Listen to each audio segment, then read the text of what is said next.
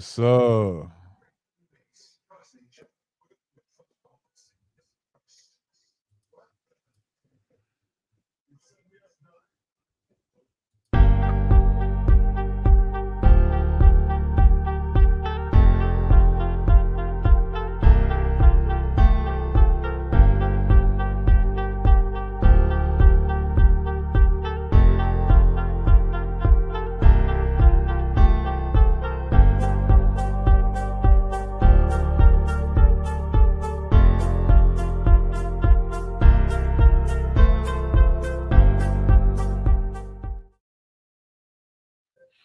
What up? What up? What up? It's the Sports Roundtable, and we're live in our virtual studios overlooking the great state of Atlanta, Georgia, and the surrounding areas. I am your humble host, H.O. from Bankhead, and my humble co-host, the man himself, the sports superhero, Mr. Hancock. What's going on, bro? Ski. Big homie, what's good with you? Man, we got a lot to talk about tonight, man. I know the whole weekend has been a barnstorm with the Atlanta Falcons pick and why did they pick, what sense does it make, and things of that nature. But we got somebody who's always willing to come on the show tonight. And my main man, Antoine Smitty Smith of the Sports Machine, will be on tonight, and he will break some of this stuff down for us. Well, I can't wait to hear him break it down because it sure looked like it's broke. I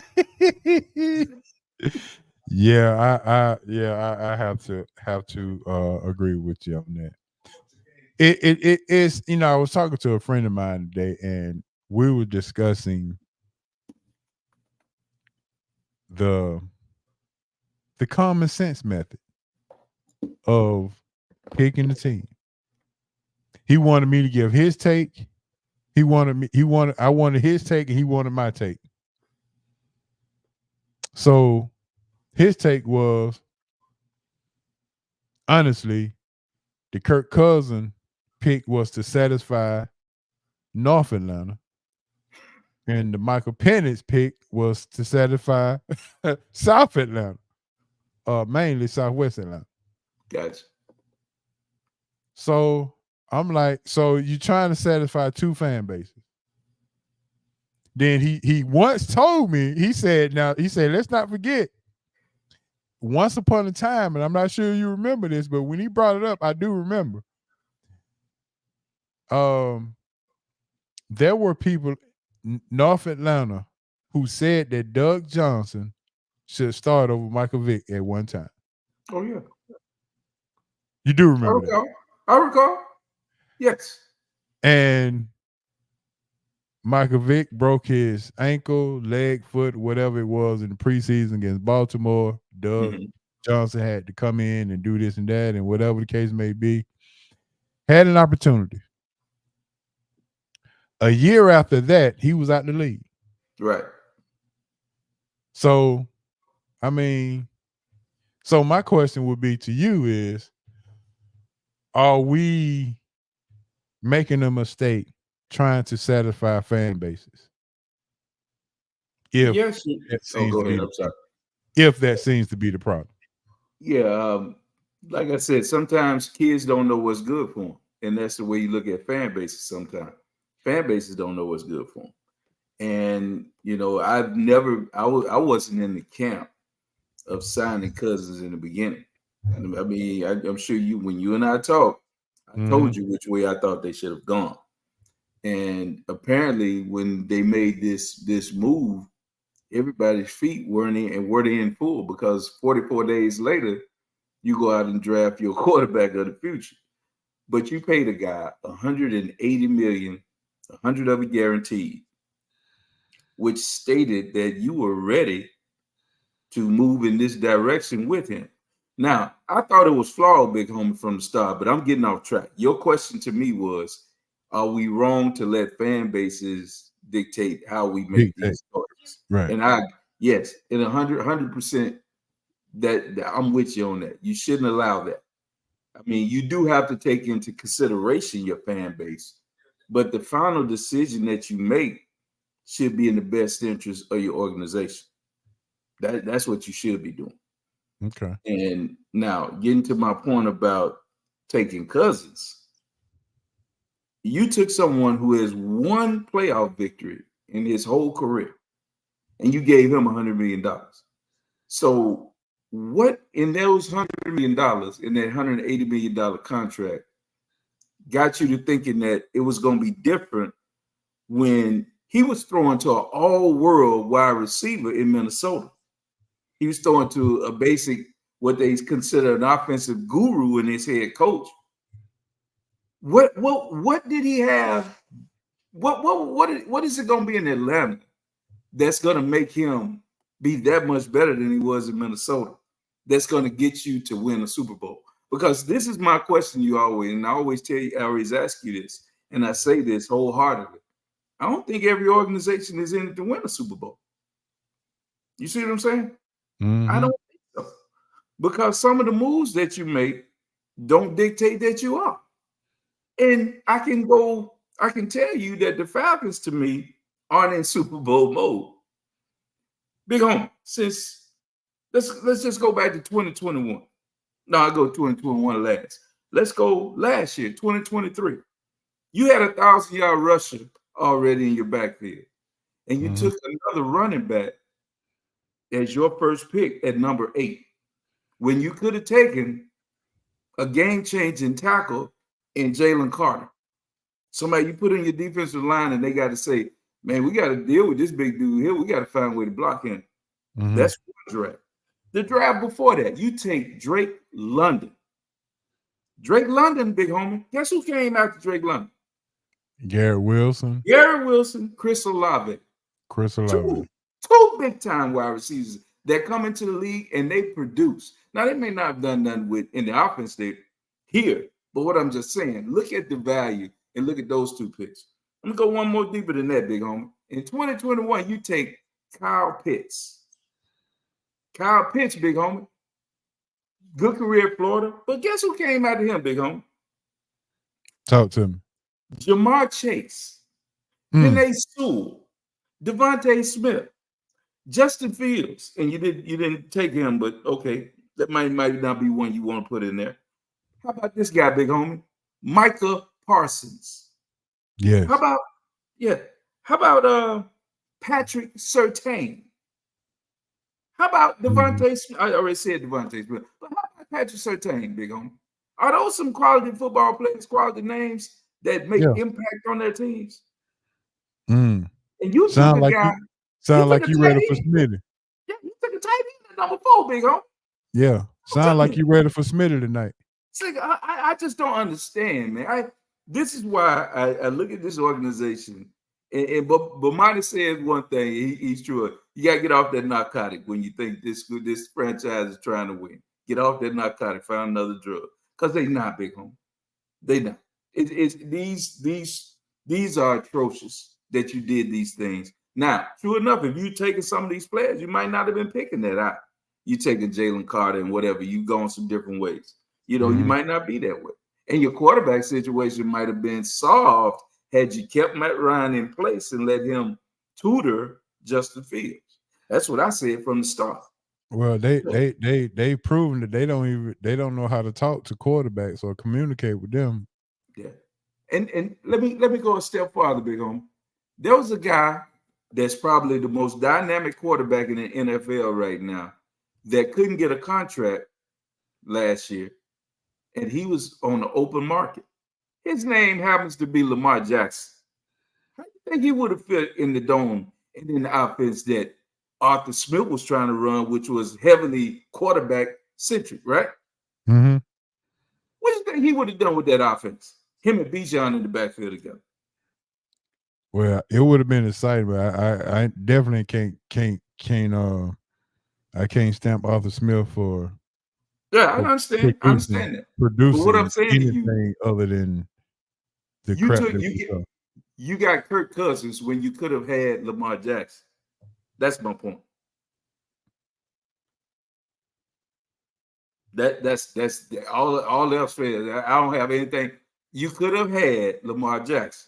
Now, and I know you weren't a Belichick fan, But the thing I'm saying on it is football decisions would have been made. And I think that there was another agenda by not bringing him in because you didn't want to deal with him calling the shots. But you got these two guys that called the shots, and look what they did.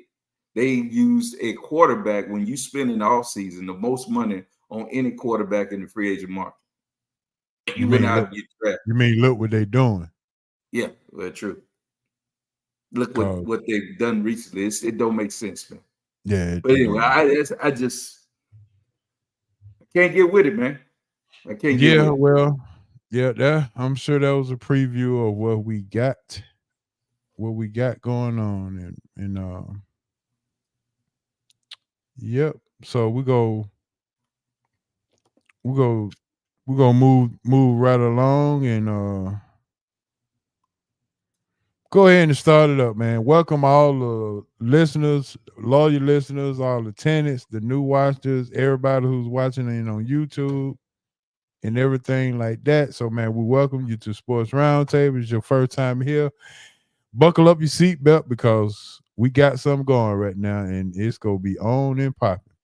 And with that being said, our first segment is the famous hot news. And the hot news sponsored by Big Easy Grill at 1193 Collier Road. Big Easy Grill, the number one place you can find some Louisiana seafood in the state of Georgia. Big Easy Grill is the place to get your shrimp. It takes 2 bites to get rid of one.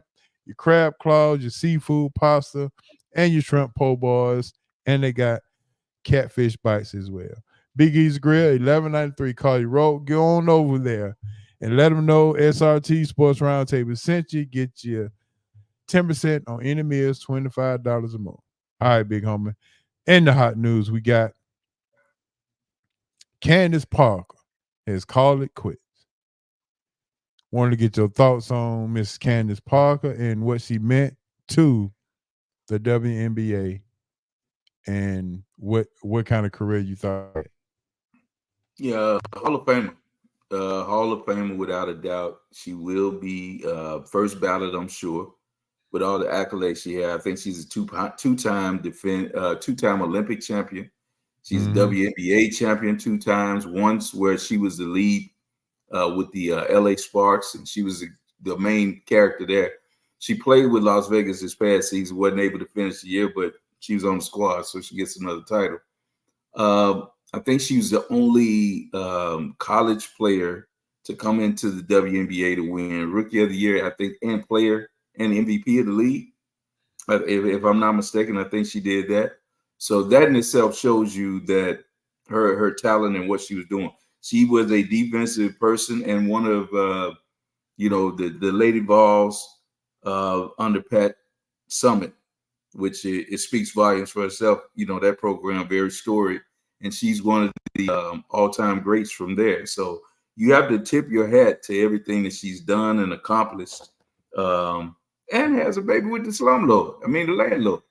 Mm, yeah. So yeah, but you look at her accolades and what she's done, man. You can only tip your hat and say, well, she had a great career and has moved on to become an analyst in the NBA field and does a credible Mm, job. You can tell she knows basketball. It's not like a hard listen when she talks or when she commentates on the game. She talks about the ins and the inner workings of the game. You get something from it. So with everything that she's accomplished, my hat's off. Congratulations. Job well done, man, without a doubt. So, and her first, I guess, claim to fame is being the slam dunk champion in the McDonald's game. Might have been mm-hmm. a little stage, but at least that was the first time we had seen on a national level, a young lady dunking the basketball. So, give her kudos for that. So, Candace Parker, man, tip your hat, all time great. Yeah, I would say she has did wonders for the the basketball nation, the basketball world. She's got a footprint in the in the NBA now as an analyst you must be good to play in the WNBA, Hancock, and do all those championship wins, Olympic winner, and things of that nature, and then go over to the men's side and break down the men's basketball game as well. That's pretty talented. Yeah, and she looks like she's respected by the guys, so that's a good thing, you know. Yeah, for sure. So yeah, so Candace Parker, congrats. Everything moving forward you deserve. So hats off to you. All right, and the next one, the next story I have for you. I'm not sure if you wanted to talk about this Yeah, without a doubt. on air, but Zeke is back with them boys. Right. And Basically, they got an offensive line, somebody that can block for that. but they bringing him on back. But when you look at the backfield that's there in Dallas, big homie, he'll get carries because he's gonna be he'll be the goal line back. Mhm. He'll definitely be, that short yardage back. So picking up blitzes and things of that nature. And a lot of times you do want someone that's competent and knows the scheme for your quarterback. But there's something different and something underlying that I've been saying now for a couple of weeks, and that is that I think Jerry is done with that, and I don't think he wants to pay him uh, top quality quarterback money. I think he's basically tanking. If you understand what I'm saying, he's tanking without tanking. They Mm, didn't make any moves in the offseason, didn't try to do anything to sign back some players that maybe warranted contracts in a different year with the Cowboys. They let some players move on that were vital to their defense.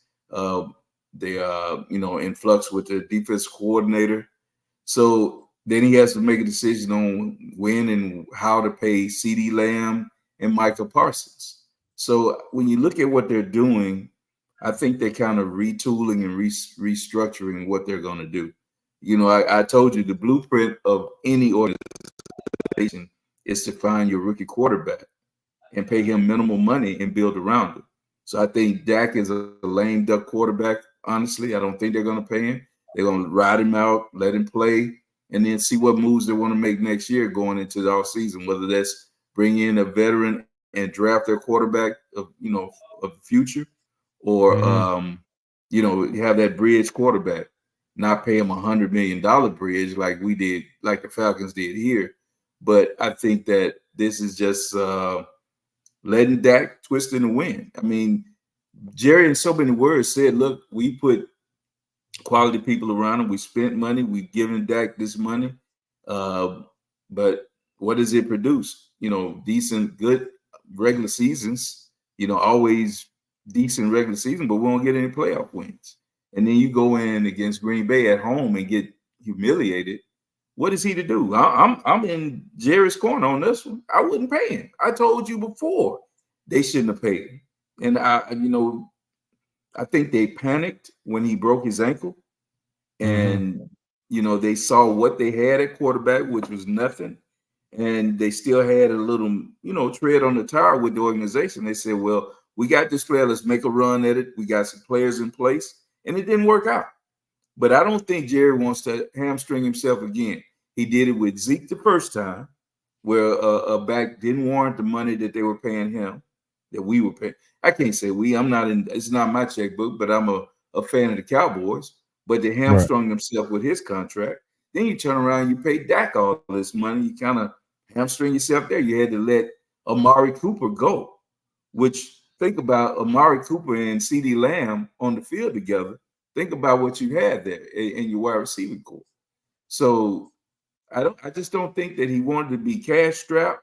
I think they want to get out of this big time quarterback market that paying this money to him. Like I told you, they owe him $55 million and then to sign him again and then pay him on the average of that again. Nah, not for a quarterback like Dak. He doesn't deserve that. Dak is not a Mm, quarterback that can carry a franchise like a Patrick Mahomes. So right. or like Aaron Rodgers did back in the day. Not saying Aaron can do it now, but in the past he did. And we're going to see now if Josh Allen can do it. So when you mention all those names together, Dak Prescott's name does not belong in that chorus. So to me, yeah, this is just a ride it out season. If they catch lightning in a bottle and are able to win, I think Jerry will be good with it. But I don't think this is a Super Bowl challenging year that the Cowboys are going to try to, well, use this year to try to challenge for a Super Bowl. I think this is a retooling year. Okay. Well, I don't really have much to say on Mr. Zeke Elliott, other than he's coming back to where he started, and he's familiar with how they run the organization and what they're looking for. And if he's trying to continue to play, maybe he's motivated to be the best running back that he can possibly be at the age that he is. So maybe it works out for him. I do know that he can block. He can pick up blitzes. He can block and things of that nature. So he does add somewhat of a asset to your team, especially when Dak is dropping back 5, 7 steps or whatever the case may be. So he does add that element to the backfield as well. So shout out to Zeke for making the move back to the Dallas Cowboys. All right, big dog. This the one that was gonna be interesting. US born players that we, and I say we as in the avid basketball fans, they tie their eyes to these guys: Steph Curry, LeBron James, Kevin Durant. All three players, iconic players, but right now, none of these players are no longer in the playoffs.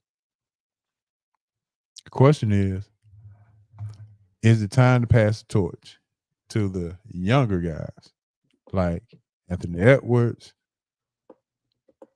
uh, Tyrese Maxey, Shea Gildress, and maybe Halliburton?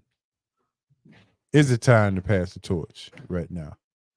As Yeah, LeBron and KD and Steph getting older, and you know, they brought playoff money to the NBA, but because they're not even in the playoffs no longer, you know, is it time to start punching the ticket to watch some of these younger guys? yeah, I don't think you have to pass the torch. I think the torch has already been taken, to be honest with you. These guys were great for their time. They did one wonderful thing with it. There are plenty of highlights and memories that we'll have of KD and LeBron and Steph, Clay, all these guys. They've done wonderful things, and we have to we have to move on. The same thing happened when we saw Mike move on. I saw Doc move on. I saw Kareem move on. It's the nature of the business. Sometimes they go kicking and screaming. Sometimes they go out with a whimper. Uh, but rarely do they go out on their own accord.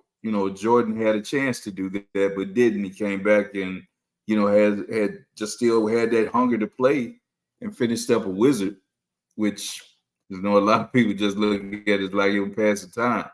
But there are rarely times that the guys that we know and we see them go out, with the glory. So I'm sure these guys that we're talking about, LeBron, whether it's an ulterior motive to play with his son, um, he'll come back and play a couple more years probably, or whether he's really going to get with a team and try to win. I'm not sure that that's really in what he's wanting to do. He played his heart out. I'll be honest with you. I watched him play this year, and he played hard. He played well, to be honest with you. LeBron did. He's still one of the top 10 players in the game to me at age 40. So I tip my hat to him.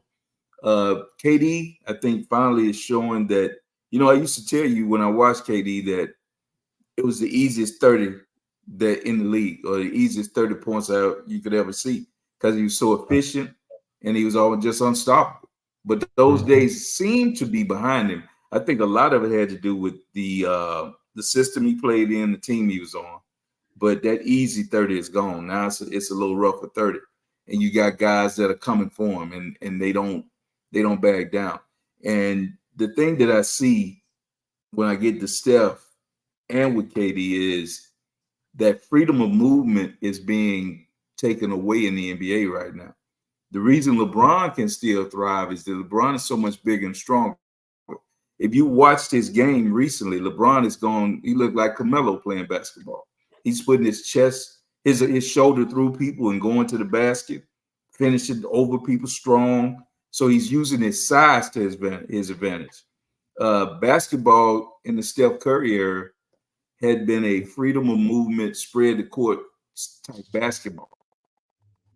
But with they found out how to use these guys that aren't really great shooters, but decent enough shooters, but they add length to your team. You know, in these Derek, what's the guy in Dallas right now? Derek Derrick Jones Hall. Jr. Derek Oh, Jones Derrick Jr. Hall. The Vanderbilts, the Jaden McDaniels and Jordan, those type of guys where you see where they can play out against the smaller uh, penetrating guards or shooting guards or point guards or the combo guards of Steph and I guess it would be Ja. It will be the Bookers. It will be even with KD. Now you got length on KD and somebody strong enough to press it. They're pressing them all up the court. They're playing physical with them. And this Mm. physical nature of basketball that they're bringing back is stopping some of the offense. If you watch, you can see it. They're letting them play. They're beating the hell out of each other.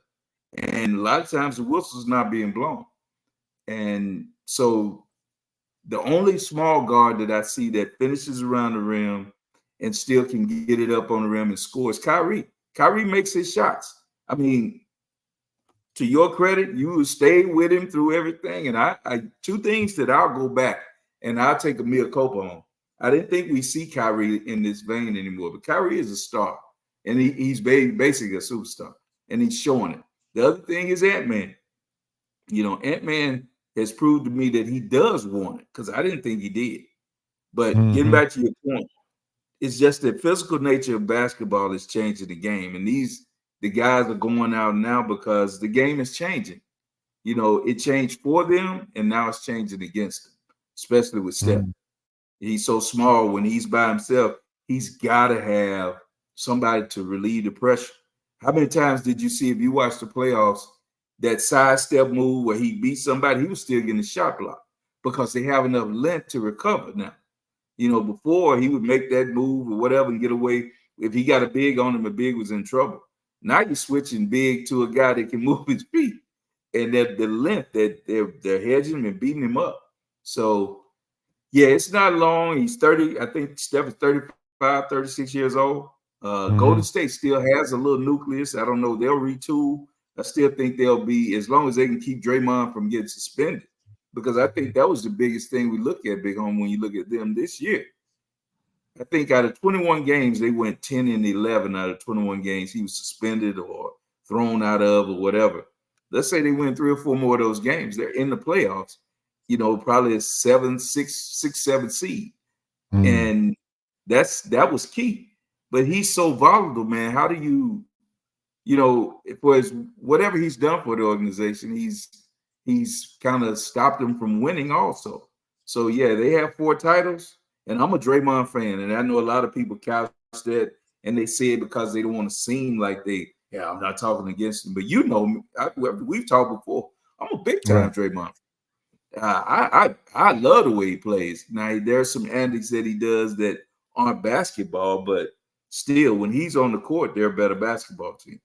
So, in that respect, when we talk about changing of the guard, it's changing, and it's changing whether the guys that wanted to change or not, they're being pushed out. I don't know if the NBA will continually allow this. You know, when the season starts next year, if they'll continue to let them beat the hell out of each other. But Right now they are, and it's a detriment to the freedom of movement. That's pretty good. Who are you looking forward to the NBA changing their face to? Who do you think is who's next? Who's Is next? it Ant-Man? Is it Jason Tatum? Is it Tyrese? Either one of those. Who's next as far as US born players? Because we don't have to talk about the Yeah, international okay, players. yeah. Because I was about to tell you, there's an alien in San Antonio who's gonna have something to say. But Yeah. We're just talking yeah, about US. U.S. born Ant Man, and there's one forgotten guy that I'm waiting to see come back, and I'm waiting to see what Ja does, because Ja was right there to become the face of the league. Now it's Mm, going to be contingent on he come back from all the things that he had, but we've seen people come back because winning cures all. right. Kobe Bryant was in the worst place that you could ever be. He was accused of raping a white woman, and so in Denver, Colorado, and he came back from it, and now it's still revered as one of the NBA greats. And he came back, kept his endorsements, and I hate to even talk about it because I don't want to. He my man. I got him on the wall, but Right. he was able to come back from it. So we'll see. Accusations of gambling and all the stuff that Jordan came back from. So you can come back. And I'm really rooting for Ja to come back. I just hope he's the one guy that I was talking about, like Ant, that I just didn't think that popularity and being the face of the league and all that really matters to him. It doesn't seem to, but maybe I'm wrong on that one too. But we'll see. But I'm really wanting to see what he does next year. Hope he comes back fully healthy because we can talk about teams and how they play when their stars are on the court. Big homie, it's a 180 when he's on the court for the Memphis Grizzlies. They become a real contender when he plays. They play. I mean, it's a difference when he's off the court. When he's not there, they're sorry. It's for Mm, like they're a bad basketball team. But you saw when he came back after this suspension or whatever, before he got hurt, they were winning. They started to win, and he's that much of a difference maker. Yeah, he moves the needle, man. So I really want Ja to come back strong. I'm looking forward to it. So he's one guy, Ant's one guy. I asked you before the show really started, is Booker a number one? Because a year or so ago, he might have been looked at. They were calling him the next Kobe. They, comparing his game to Kobe. So is mhm. he a guy that some franchise identifies and said, we're going to make him the guy and not try to play a super team, but find players that fit with him? Ant-Man is in a good situation. He has a team that fits what he does and they Right. follow him. So we have to see, is Booker one of those guys? So I would put Ant-Man, Ja. Who am I leaving out? Tatum or Maxi. And that might be the forgotten guys, Tatum. You know, Tatum has been now kind of overshadowed. About a year or two ago, he was kind of looked at maybe the face of the league. And I don't want to sound diddish, but handsome dude, speaks Mhm. well. Has always got his son with him. Looks, even though not married, but he looks like the father, family guy. You know what I mean? Somebody that Right. loves his son. Those things go a long way in marketing. And so he was on the cusp of being the face. I think that bad finals he had against Golden State kind of retarded his progress, along with playing with Jaylen Brown, because Jaylen Mhm. Brown is, he thinks he's better. To be honest with you, if not better, as good. Why am I not the guy? Because you can see Right. the way he plays, and I think that's going to be a detriment to them eventually because you still have to have a pecking order, and I don't think they have one. But yeah, we can Before throw Tatum in there on the fringe, I believe. okay. I was gonna ask you before we move on to the next topic. Do you think Tyrese Maxey is being tired of not hearing his name mentioned when we talk about the next group? We talk about Ant-Man, we talk about Ja, we talk about Shea Gilders, we talk about Booker, we talk about Tatum, we talk about these guys, but when James Harden left Philadelphia, he stepped his game up. You talking about somebody who didn't he win the most improved player or the Yeah. most Yes. improved player? Yes. So do you think he is getting tired of being left off the next list, and that's why he's performing the way he's performing in the playoffs? Right, and that's what I was about to say. If he keeps doing the things that he's doing now, he was one of the guys you and I talked about pre-show, and I said don't forget his name, and it's Mhm. because he's doing things like that. I think that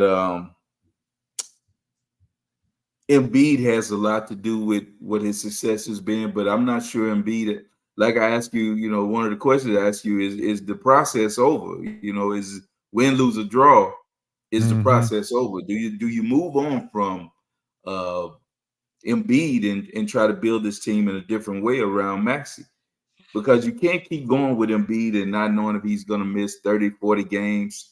If you're really trying to win, you have to find a way to maximize Tyrese now because he's showing you he is that kind of guy. Right. It kind of puts you in the mind of what, Denver did with Murray. They kind of turned the team and said, Murray, you and Jokic, it's your thing. You find that guy. Now, if Embiid was healthy, maybe 40 pounds lighter, he and Maxey to me would be a hell of a duo. But it's just that Embiid can't stay healthy, man. I think Mhm. Embiid might be, when you look at talented players in the league, there aren't 5 players in the NBA more talented than Joel Embiid. I agree. That's just to be honest. It's not. I don't care what position you put at. I'm talking about pound for pound, position for position. There's not 5 players better than Joel. But it's just the baggage with Joel, the injuries, and everything that's going on there. Some of the antics right now are wearing thin on some people. They don't bother me because it's just part of the game. It's gamesmanship. Yeah. It is what it is. But if he was healthy and, could, if you could count on him 65 games a year, and in the next 2 to 3 years, I think he and Maxey would be a one duo that probably could vie for a championship, with the right pieces around him. I'm not sure Tobias is a guy that needs to be on the squad with him. I'm not sure that they have enough around them. But if you could just retool around those two guys and put some pieces in place like Denver did with their 2 stars, Philly could have something. So, but yeah, I agree. Maxey right now has announced himself. That game he had I, yesterday was unreal. So yeah, unreal. yeah, All right, he's real looking. quick before we jump into the Lakers, we got Smitty coming on here in a minute. Uh, do we need to add Jalen Brunson to that next list, or is it the New York hype that's putting Brunson in the next list, or is it his talent? No, Is I could he was be a kind of, number one? yeah, I was skeptical at first because he's small, and in certain situations you see that he's getting a shot. Blah blah. Big homie, he gets to his spots, man. He can get wherever he wants on the court, and he has a team that understands he is the guy. See, that's the biggest thing about it. When you got guys on the team that defer and know their role, so everybody can't be a star, but what you can be is a star in your role, and that's what they have in New York. The problem with what New Oh, York is facing I is see the play on words. I see that. I yeah, see the play you on gotta be a words. star in your role. Yeah, you have to start in your role. And they have one of the best teams that do this when you watch them play. Hart knows what he's gonna do, and he does it night in, night out. All the dirty work, making plays for others, whatever. DiVincenzo's playing defense and spread spacing the floor with jumpers. The big guy has come in. Robinson comes in and bangs around, rebounds, gets the ball out. They don't care how many times he shoots. They get him the rock and he shoots. He has a green light. But they play with him and they know what to expect from him. And he's giving them that. The only problem I have with what New York does is that those 3 guys, well, they're playing too many heavy minutes. And it's going to eventually wear them down. You know, Tibbs is playing those guys 41 minutes a game. Sometimes we've seen Hart not even come off the floor for an entire game. And I just don't think you can continue that. So that's one thing that I'm looking at, and I'm worried about them. But man, Brunson, man, yeah, I tip my hat. That move when they got him from Dallas, I was like, yeah, okay. But yeah, it's made a difference. It's made a Yeah. difference. All right, let's get on. Let's get on our last topic real quick, and we got about 3 minutes. Or well, you know what? Let's wait until the roundtable Yeah, we talk discussion. Lakers and round table, right? Yeah, I agree. let's talk. Let's talk a little Yeah, Lakers around that time yeah, because because we right got some now, things. I need to hear this. yeah, Ricky because we Mo. got my main man Smitty coming on, man, to talk about these birds.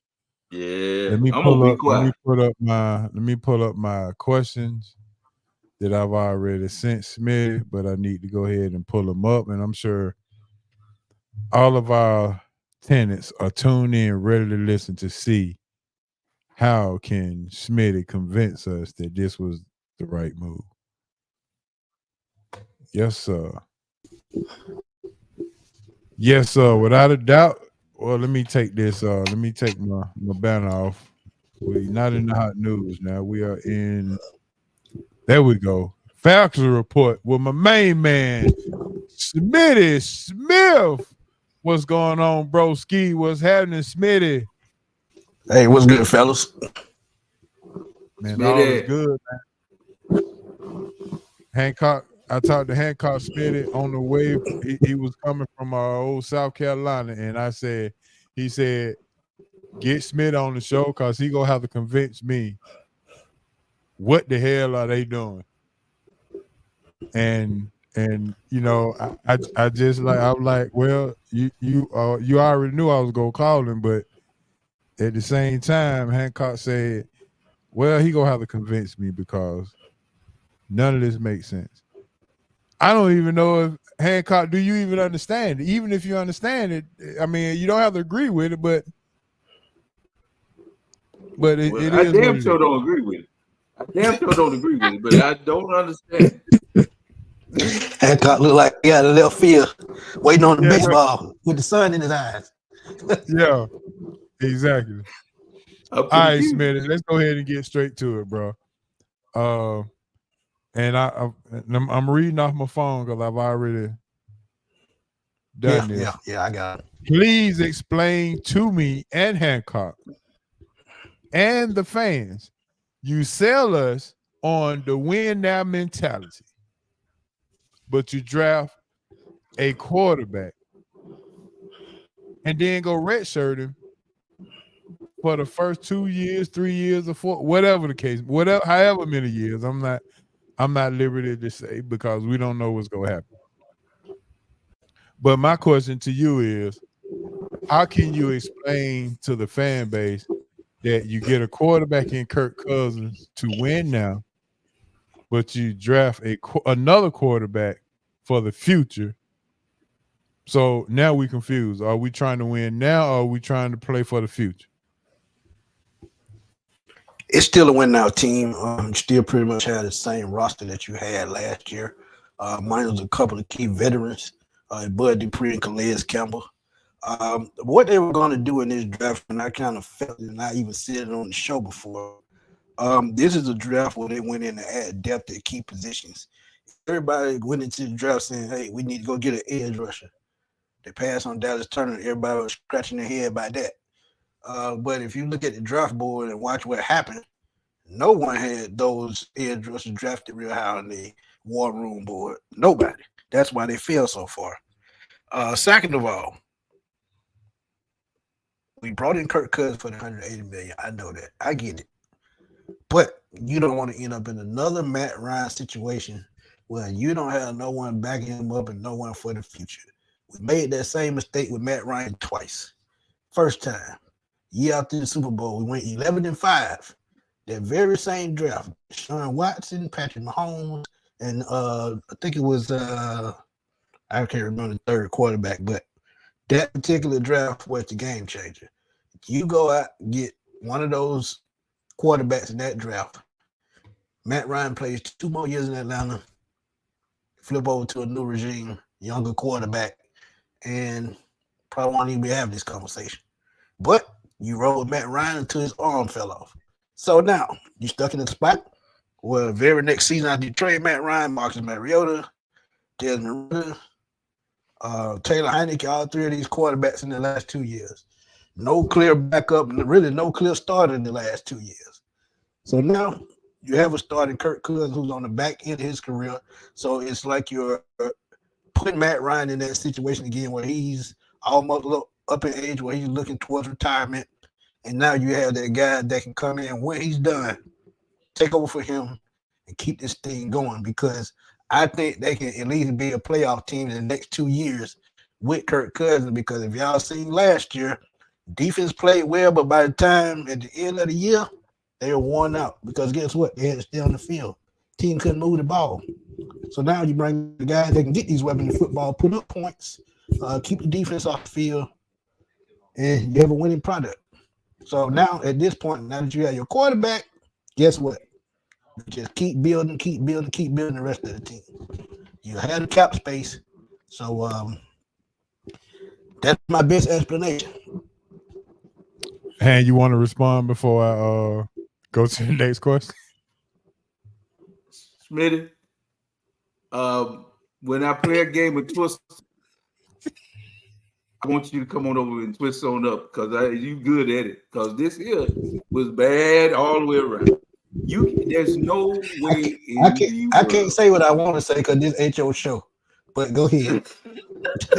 There's no way. Go ahead. In the world that you make a decision to move forward with a quarterback who has one playoff win, one, who's been throwing to probably top 1 or 2 wide receiver in the NFL, a good tight end, a good running game, a guru head coach, offense coordinator. You bring him into a situation where there's nobody here that has been here in this organization. This is a new regime. You're bringing him in off of an Achilles. Yeah. You pay him $100 million. This is why I said you bring in that quarterback that if something goes wrong, you got that backup option. Smitty, why would you bring in a quarterback and you got to say if something goes wrong? That don't make sense. Listen, you're doing it and you're saying without it. If it goes wrong, trust me, I get where you're coming from with that. I get it. Because I put out a video a little bit earlier stating that same fact that you talked about. And I get that they talked to the doctors. We don't know how they did it, but they did it because that's why they signed to the contract. But I said this last week. You don't even know if Kirk Cousins is going to be ready. This is just an assumption. And I'm sure in that contract somewhere, they got that contract. If he cannot play X amount of games or this and that will happen, whole contract voided. If not, hey, they still on the hook for only $25 million the last 2 years of that deal. You can deal with that. Because guess what? The salary cap will have one up, and you won't have as many big contracts in the book. Go ahead. Smitty, don't you realize rich people stay rich because they don't spend their money? They spend other people's money. You went out and you spent money. If he don't play, if you get rid of him next year, it's $35 million toward the cap next year. You spent a 8th pick overall on the quarterback. You hoping he won't play. You spent $100 million on a bridge quarterback. You mentioned Matt Ryan. And Matt Ryan was in his contract heading toward the end. It had to be when you're talking about they didn't draft. We're talking about at the beginning of a contract of Kirk Cousins. 44 days prior to the draft, you signed him to a signing bonus and a $100 million guarantee, a $180 million contract overall. And when the draft comes, you go out and you sign a quarterback that you hoping does not play for 2 years. That makes no sense. You say that I get what you're saying. You said that. You said that. Yeah, we finna go ahead tonight. Go ahead. You in win mode. You in win mode.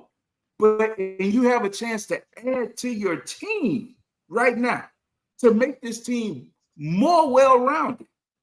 And somebody that even Kirk could use. Take a wide receiver, something you're going to use. But you took a quarterback that's going to sit there on the sideline that you hope don't play for 2 to 3 years.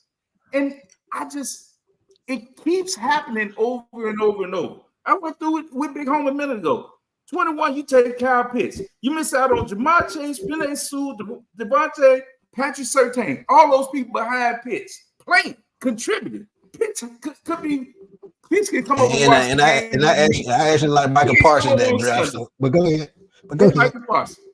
Pitts can come over and watch the game with me for as much as he did for the Falcons since he's been here. He can just sit here in the cave watch with me.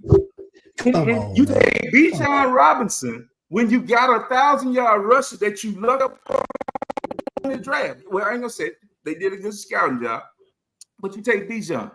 Get those after him. Jake Peter. Why take a big defensive line that could be a game changer in the middle of your defensive line? I don't understand. Before that, you take Drake London. He might. I didn't agree with that either, but that was Arthur Smith. That's why he ain't got no job. So Garrett Wilson, Chris Olave, right behind him. Are those better wide receivers than Drake London? Jordan Pickens is a better wide receiver. He went in the second round. Yeah. Go ahead. But I get where you're going. This organization is incompetent. And then what gets me is you got two brothers sitting up there, and I hated it because if this blows up, they're gonna look like two fools sitting up there talking about, this was the best pick, and they up there. I hated that because they were left out there to twist in the wind. But you gotta know too, Hancock. I don't care what nobody's saying. They can say whatever they want to on TV. We all know Arthur Blank still had something to do with this, even though he said he was going to take a step back. So in that aspect, most of this would be his fault, but they're going to take the downfall for it. But let me tell you about this with the quarterback situation.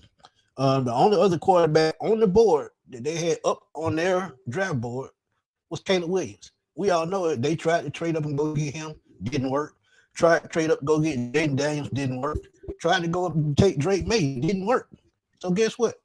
Michael Penix is the only other option they have. JJ McCarthy wasn't even, I think, top 20 on their board. So when I look at how they board worked out, you talk about the quarterback position for the future, it's there. You just talked about pass rushing help, not going to get it. What do they do this draft?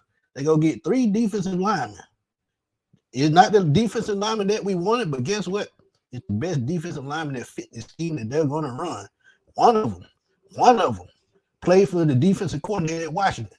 You got to get somebody that they're familiar with for them to transition to the next level, make it a little bit easier. Also, you got key veterans in certain spots on the defense already. Cornerback, linebacker, defensive tackle, safety. So, I mean, this still a win now team because you basically still got the team you got last year. You just filling in different holes on this roster, and they still not done. You talked about wide receiver in the draft. Went out and got Rondale Moore, traded with Arizona. You brought in other veteran receivers. Think about that. So they've already done most of the work before the draft. They just all right. So this what one more before I go, Smith. All these names you telling me about that they bringing in, they leaving other programs for a reason. That Rondale Moore, I watched him play. Yeah, he ain't no difference maker. They're not difference makers. You got Drake London is your number one. Rondale Moore gonna be running slots. I don't agree with that. I think Kyle Pitts is number one. I think Kyle Pitts is number one target. Always has been. That's the problem. That's the problem. Your tight end is your number one receiver. That's the problem. Well, now it works in Kansas City, don't it? It works in Kansas City, don't it? Who played quarterback in Kansas City, Smith? A competent quarterback. A competent quarterback. The best in the game right now, right? Amir Harris he could probably throw over 200 with Amir Harris out there. So that's just him. I'm just saying, this is bad, man. You cannot convince me that you took a premium pick. I would have rather them trade back to 16 to 15, get more picks and build up the franchise. You had a chance of doing that. Look, man, there were different ways. You made a decision. To me, and I heard one GM say this, and I agree with him. When you made the decision to pay Kirk Cousins, Michael Penix come off the board unless he falls in the second round somewhere. All them other quarterbacks, they got to come off they come off the board. You just said you're in win now mode. So if you're in win now mode, think about the quarterback position in the draft, though. After Michael Penix, after JJ McCarthy, the next quarterback didn't go all the way to the 5th round. Think about that. That's a big fall off. And to be honest, I wouldn't put Spencer Rattler next to Michael Penix on the softball team because he's just not on that level. So if you look at it, well, they both gonna play the same amount of time, Smith. They both gonna be playing the same amount of time. I doubt it. They both gonna be on the sideline. And this is the key point that I want people to realize. Of the 4 quarterbacks, as I said, the 3 quarterbacks in the top 3, all of those guys are on rebuilding teams. Michael Penix is on a win now. He is in the best situation out of all these quarterbacks that were drafted. So he might as well come sit and watch the game with me, though, Smith, because he ain't gonna get no time. We don't know that. We don't know that because he gonna have to start training camp, all season OTAs. When going into preseason, he may be the starting quarterback. Who knows? Oh God, no! If that happens, Lord have mercy. But I'm telling you, you're gonna have a problem. I'm gonna tell you this last thing. I know you want to move on, big homie, but you just keep in mind this guy. Go ahead. No, I know you want to move on to the next time. The thing that's gonna happen here is because we are a what we see fan base, and when the preseason starts and Michael Penix playing against them 3rd and 14 players out there, and he running up and ripping up and down the field with them beautiful passes, and he just looking like the next coming of Bart Starr, whoever you want to say. And the first time Kirk Cousins struggles, that dome you might as well crack it like an egg. It's gonna be divided. Cause all black Atlanta gonna be saying, where number 9 is? Why he ain't playing? He ain't gonna have number 9. Rondell Moore got number 9, so that ain't gonna happen. But at least 9 to be on the field, then. At least number 9 to be on the field. What Penix wearing? 1? Is he wearing 1? I don't know yet. Okay. I just it don't matter what he wear because he's supposed. Yeah, as long as he produces. Yeah, well, I'm saying it don't matter what number because he ain't supposed to play. Yeah, he might wear. It might be a blank jersey here because he gonna be on the sideline anyway. But anyway, all right, let's go. Let's do this. Hancock, I'm gonna answer all the questions, and after he finished answering all the questions, and then we'll see if you got convinced. All right, Smitty. I'm telling off to a bad start, H.O. I'm telling you, I'm off to a bad start. No, but I got some good questions though. So, did we address all the needs for this upcoming season in the draft or in the offseason? The position that I would have liked to see take probably another shot at probably cornerback. They had some solid cornerbacks on the board when they were drafted in the 3rd and 4th round. I think strategy-wise, that is probably the only mistake I think they made because when you look at the young guys, he offered Clark Fields a 3rd. They're going into their 2nd and 3rd season respectfully.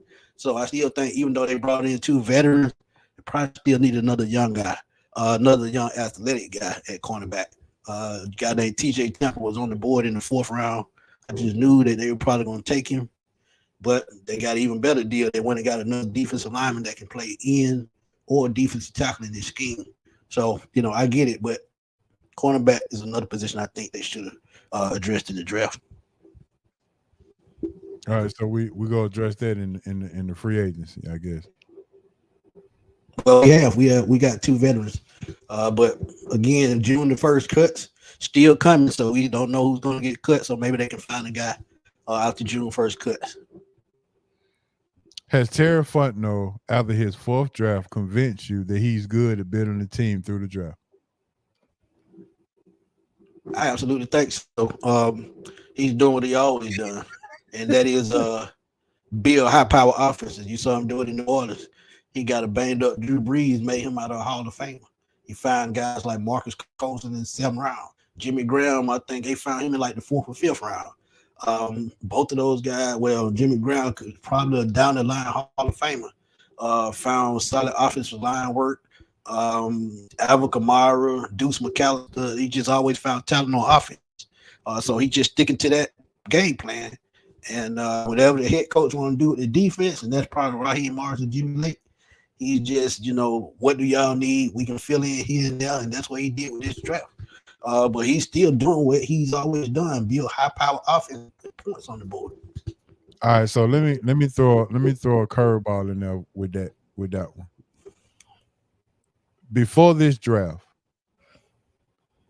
Terry Fontenot has had 3 drafts to make me believe that winning, building a team, and equals wins, not just getting good players.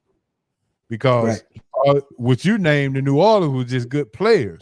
They also had to win as well. And good players equals winning when all of it comes together. Ranking the draft picks to me equals wins. So now you had 3 drafts before this year, and you still have Terry Fontenot has never made the playoffs since he's been a GM. Right. So not here yet. Right, exactly. So my question is, what makes me think and trust what he did in this draft is so much better than what he's done in the other 3 drafts if you haven't built any trust up? That's a pretty easy answer. I just think you have to wait to see, because this is actually the first draft he's had full control. Those other 3 drafts, you had Rich McKay in the middle, Arthur Blank on the other ends. Rich McKay was in the middle. Both of those, he was passing letters like they was in class taking a test. And when you push him out the way, you finally get to do your job and build the way that you like to build. I think we just have to wait and see, because 2, you got to think about. In New Orleans, Sean Payton had a certain type system that he ran on offense. So he would, get together with Fontenot. Hey, I need these type players that do this specifically. So now you got to get Raheem Morris, Jimmy Lake, and those guys. Like I just said, what do y'all need specifically? I can get y'all these type players. We can build this thing from A to Z. Give me time with this first year. See what we had in this first year. If we build it towards the right direction, then hey, go out and give me X, Y, Z. And maybe next year, depending on what happens with that tampering penalty, you keep adding players. And that's why putting that quarterback right there, you can keep building the rest of the team. That was my point. Okay. So that's good. I like you need Sean Payton to me. Say that again? It sounds like everything you got, you still need Sean Payton, because he made all the other players better. Well, you got to get Raheem and his coaching staff a chance first. If you like what you see and they put up a decent season, not off to a good what can you say?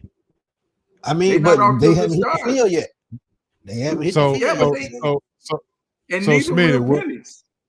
So what we're saying is that what we're saying is that we really shouldn't judge Terry Fontenot until this draft, right? Right, exactly. And let me say the thing about the quarterback position. See, and I know Hancock know this, and you know this, H.O. Some quarterbacks, they take time before they hit the field. We know it. Jordan Love, Steve Young. He'll look at Kurt Warner. He was bagging groceries before he hit the field. So sometimes it takes time to get to that spot. You look at St. Louis, Trent Green took over for Kurt Warner. So sometimes, hey, making them wait, sometimes that's the best thing. So you know exactly what you got. So when they hit the field, they know the scheme. Hey, plug them in, play, let's go.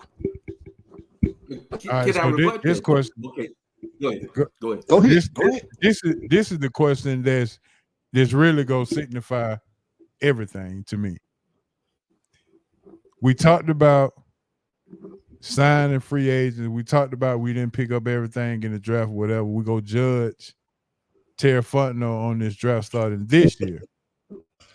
Yeah. And he is known as a capologist. Now, from what I read, it says Michael Penix Jr., number 8 pick for the Falcons, NFL salary projection, 4-year deal, $22.8 million with a $13.4 million signing bonus, and the Falcons has the option to pick him up for a 5th year. Yeah. So now, after 2 years, you still have 3 years left with him. 3 years. Well, hold on. That's still a big time. Go ahead. Here's the question. How are you going to pay Michael Penix Jr. $13.4 million as a signing bonus and pick up free agencies as well? Because based on what I've just read as well, is that the rookie salaries are projected to be like $12.5 million. So now you're talking about $25 million. One big lump, though. That's just one big lump. You only really paying the base salary. The base salary on a little bit over $1 million. So after you pay the signing bonuses, the base salary is what's going to go toward the salary cap. Not the signing bonus. The base salary is what goes toward the salary cap. So at that point, you're not really paying nothing but $10 million for all 8.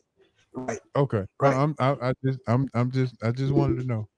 So the signing bonus don't count, just the salary itself. Just base salary. Yeah, base salary. So what kind of salary cap what kind of salary room do we have to even sign players at this particular point, at this stage in the game? Well, if we got June 1st cuts, then what are we kind of money? You still got to wait June 1st because, like I said, you still have Lorenzo Carter who make it cut, he's not making a ton of money. But that $5.8 million, that's a good little piece of change that you could do something else with. You have offensive linemen that could possibly get cut. I still think Caleb McGarry can get traded. So, I mean, after June 1st, we'll know exactly where we're going to go. You still have off-season OTAs, rookie minicamp. By the time you get to regular minicamp, you're going to see exactly what you got. And then we start cutting players. That's when we know how the roster is going to shake out. So we still have a long way to go when we talk about cutting down on the roster because everybody fighting for a job. That's why they're picking up these guys just filling roster spots because some guy can come off the street and take your job. So we still have a ways to go with the salary cap. So I still trust what they got going. And not only that, they still restructure contracts. Not Grady Jarrett because I think he don't have no guaranteed money. Jake Matthews. AJ Terrell money is guaranteed. Caden Ellis, you can restructure his contract. Chris Lester, you can restructure his contract again. B. John, Tyler, anybody. You can restructure anybody's contract, even Jesse Bates. So they can find money. That's not the problem. All right. Worst case scenario versus the best case scenario. I'm sure Han gonna be all in on this. I know he is. What you got? The best case scenario versus the worst case scenario. Best case scenario is everything playing like it's supposed to. Kirk Cousins plays his 17 games season. He plays 15, 16 games this season. Falcons get a playoff spot, win NFC South, get a home playoff game, upset on the road, end up in the NFC Championship. Worst case scenario, this Kirk Cousins thing goes by the wayside. Doesn't have a season that we thought he would have. We still make the playoffs, but we scoot back into the playoffs and not, have a good season. But one thing about it, I think getting Grady Jarrett back on that defense, I think is going to be the key to unlocking this defense again because we played 14 games without him last year. So when you lose a leader like that on defense, also Troy Anderson getting him back, a guy they may move around, which is another reason why they didn't sweat about going edge rush in the first round because Caden Ellis and Troy Anderson both can play a little bit of edge rusher. They brought in a middle linebacker from Notre Dame to go along with Nate Lamb, so we can see Caden Ellis and Troy Anderson trying to move around on this defense because they can play outside in a 3-4 defense. Okay. But worst case scenario, I'd say not make the playoffs would be bad for everybody. But I just think with this division, I think playoffs is the flow too, not only the ceiling. If the Falcons don't make the playoffs, worst case scenario, will Terry Futno be on the hot seat after this season? I don't think so. Worst case scenario, to be honest, if happened with that, I think you got to give Kirk Cousins a second look because he is the key to unlocking this team, just like Grady Jarrett is the key to unlocking this defense. But if you get this team to putting up points like I think they can, defense has to spend less time on the field. And when you do that, it's a win for everybody. So that's the best way I can put it, H.O. and Hancock. All right. Was this pick strictly to preserve Terry Fontenot's job, or was this to satisfy the fan base or to satisfy the winning of the organization? I had to say satisfy the future of the organization. When you look at, like I said, when you look at what Kirk Cousins has on his contract, only really 2 years are guaranteed. He only has $10 million after that second year. So after that, wherever we at, that's what we're gonna roll. So I think it's just to satisfy the future, to put pieces in place so that we won't have to be doing this 2-3 years from now. So a friend of mine called me today and said the Kirk Cousins fan base was to satisfy the North Side fan base, and the Michael Penix pick was to satisfy Southwest Atlanta fan base. I don't agree with that. The Kirk Cousins pick was to stabilize the quarterback position. The Penix pick was to stabilize the quarterback position for the foreseeable future. There's a difference. After those 2 years, then Penix kicks in wherever Cousins is at. And if he even plays the third year, I'm fine with that because guess what? Penix is still 27. That's still younger than Kurt Warner when he started. So I don't have a problem with that.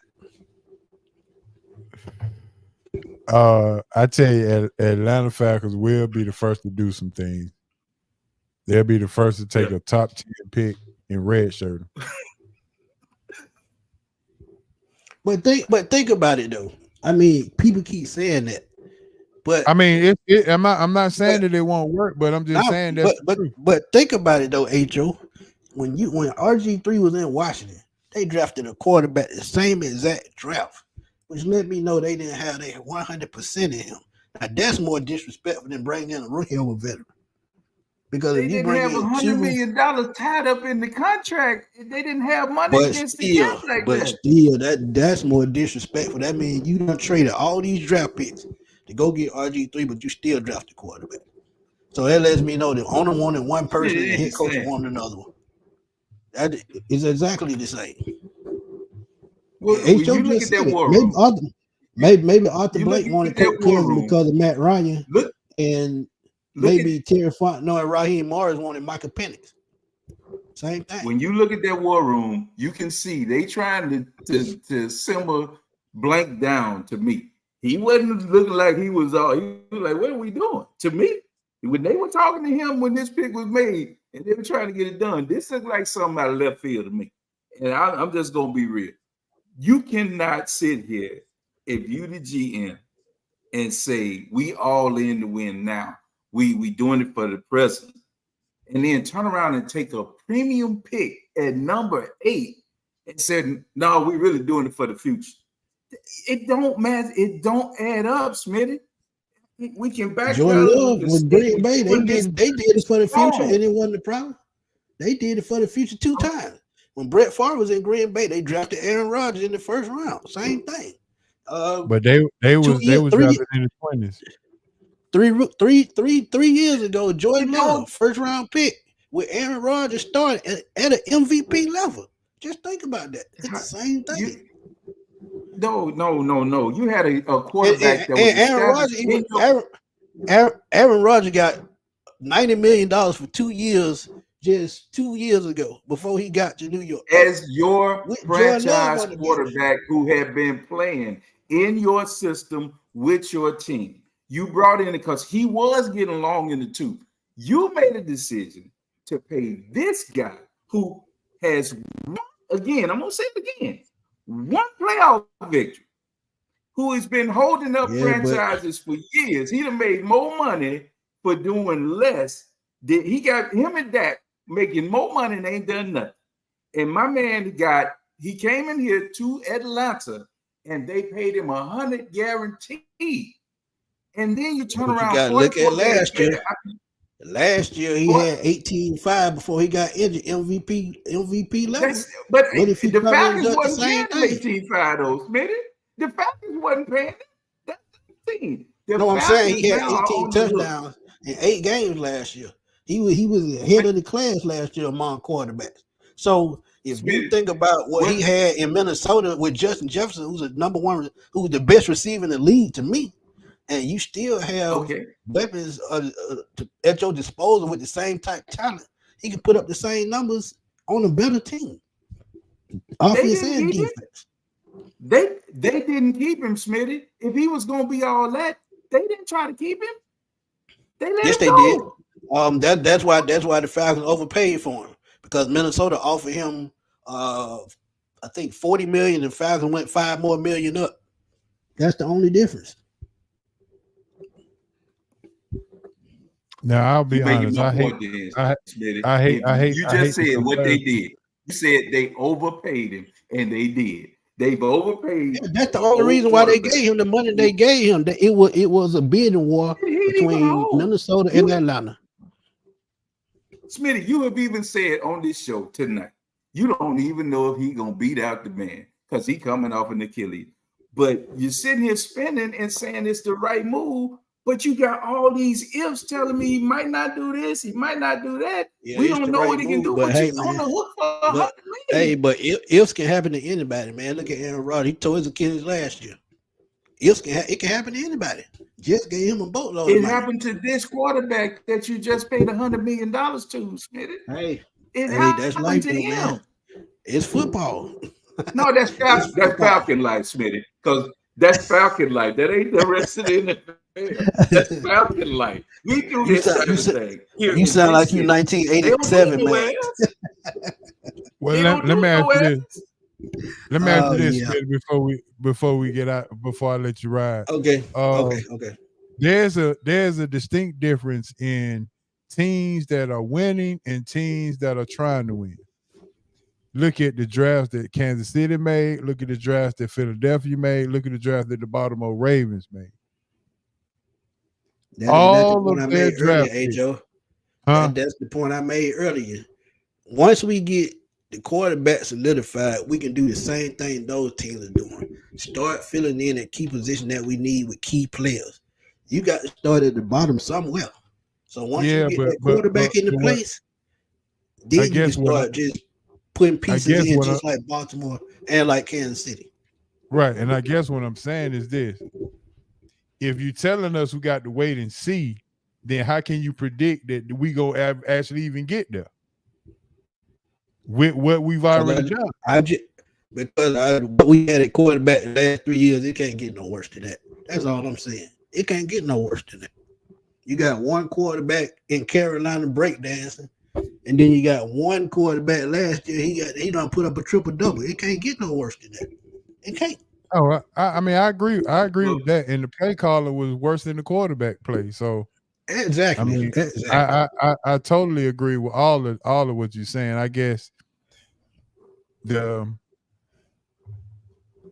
confusion is, I don't know if we're trying to win now. I don't know if we're trying to win for the future, because what you've done.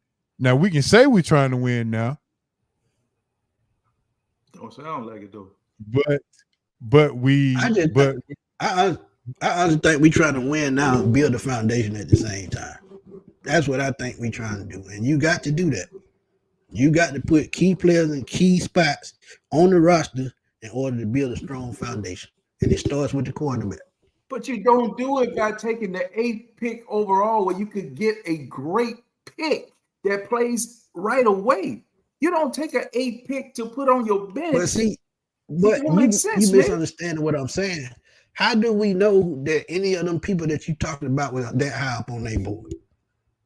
Smith, one thing they did try to trade back into the first round to go get Latu. I agree with that. But I don't think he was high on their board as Penix was. Go ahead. One thing I do know, Smitty, is that our 8th pick, the Falcons' 8th pick, is going to be sitting on the bench if all else goes, if it goes the way they want for 2 years. And that makes no sense to me. It makes no sense. To say for the future and all that, that's fine. Well, there'll be a PlayStation 6 in the future, and we might get one of them.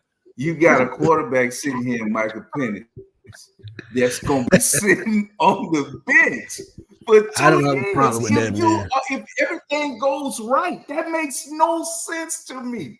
If everything goes the way you want it to go. Okay, I'm ending with this. I'm ending with this. This the reason why it made sense to me. And this is how I started to look at it. What if in one of them 2 years we somehow win a Super Bowl?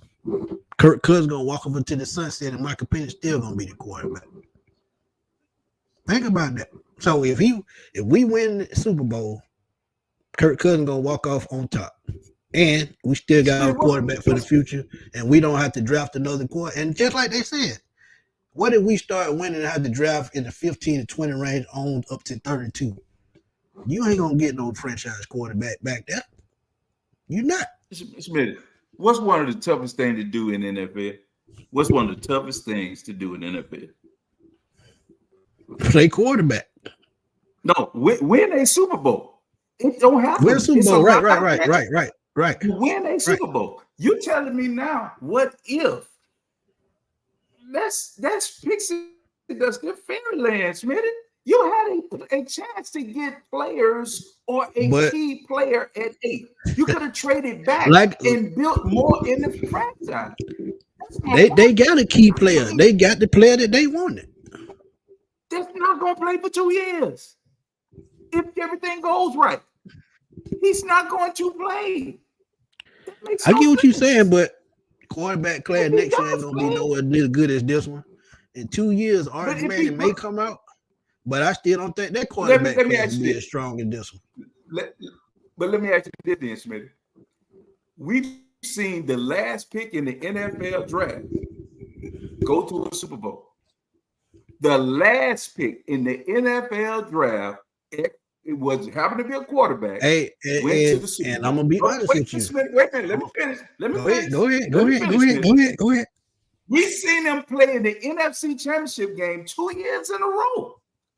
Because what you do when you have a chance to is take a quarterback on a minimum deal and build around him.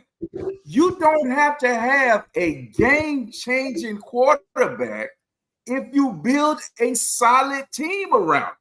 You had a chance to put more people in place, build around him. You could have got your quarterback for the future, and he could have learned. You just got to tell me about learning offense and whatever. Get a quarterback that might not be Michael Penix, but he could learn under Kirk Cousins in the second, third round. They found Dak in the fourth, and he making $55 million. You can find a quarterback late in the draft if you have toys around them. That's all I'm saying. And what you had a chance to do was do a better job of building the team. You did not do. I get what you're saying. I get exactly what you're saying. But my rebuttal to that, look at the system that he in. I can put my grandma in quarterback in that system, and they're gonna run smooth. That's what I'm saying. Guess what? That's what I'm saying.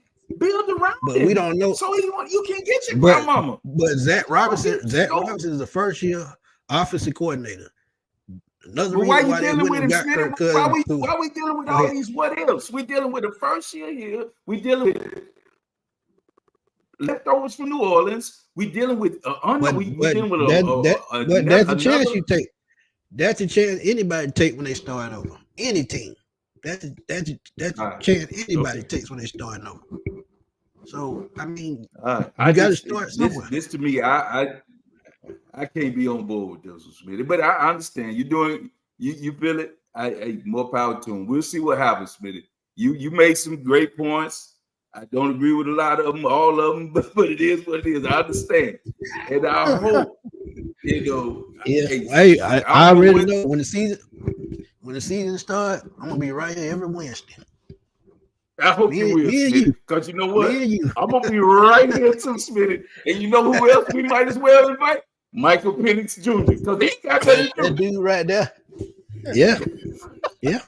But like I All said, right. All right, we'll Smitty. see. Yeah, I appreciate that you was able to break it down. I figured you kind of knew you was walking into some type of Oh, I knew I was gonna have to walk into a World War III. I already knew yeah, because I was like big homo It's said, all man, love, Smitty. All love, Smitty. All yeah, love. Oh, all the time, all the time, all the time. This is what I do, man. This is what I do. and we had to get the people, our tenants and everybody, we gotta ask the tough questions. And Smitty, if anybody can handle it, I know you can. So that's why I love having you on, bro, and I sure appreciate it. No And doubt. go ahead and let our fans know and our tenants know where they can find a lot of your information. Find me on YouTube, man. Everybody in the chat, man. Thank y'all for coming through. If y'all coming through from my page, please go to SRT, man. Subscribe.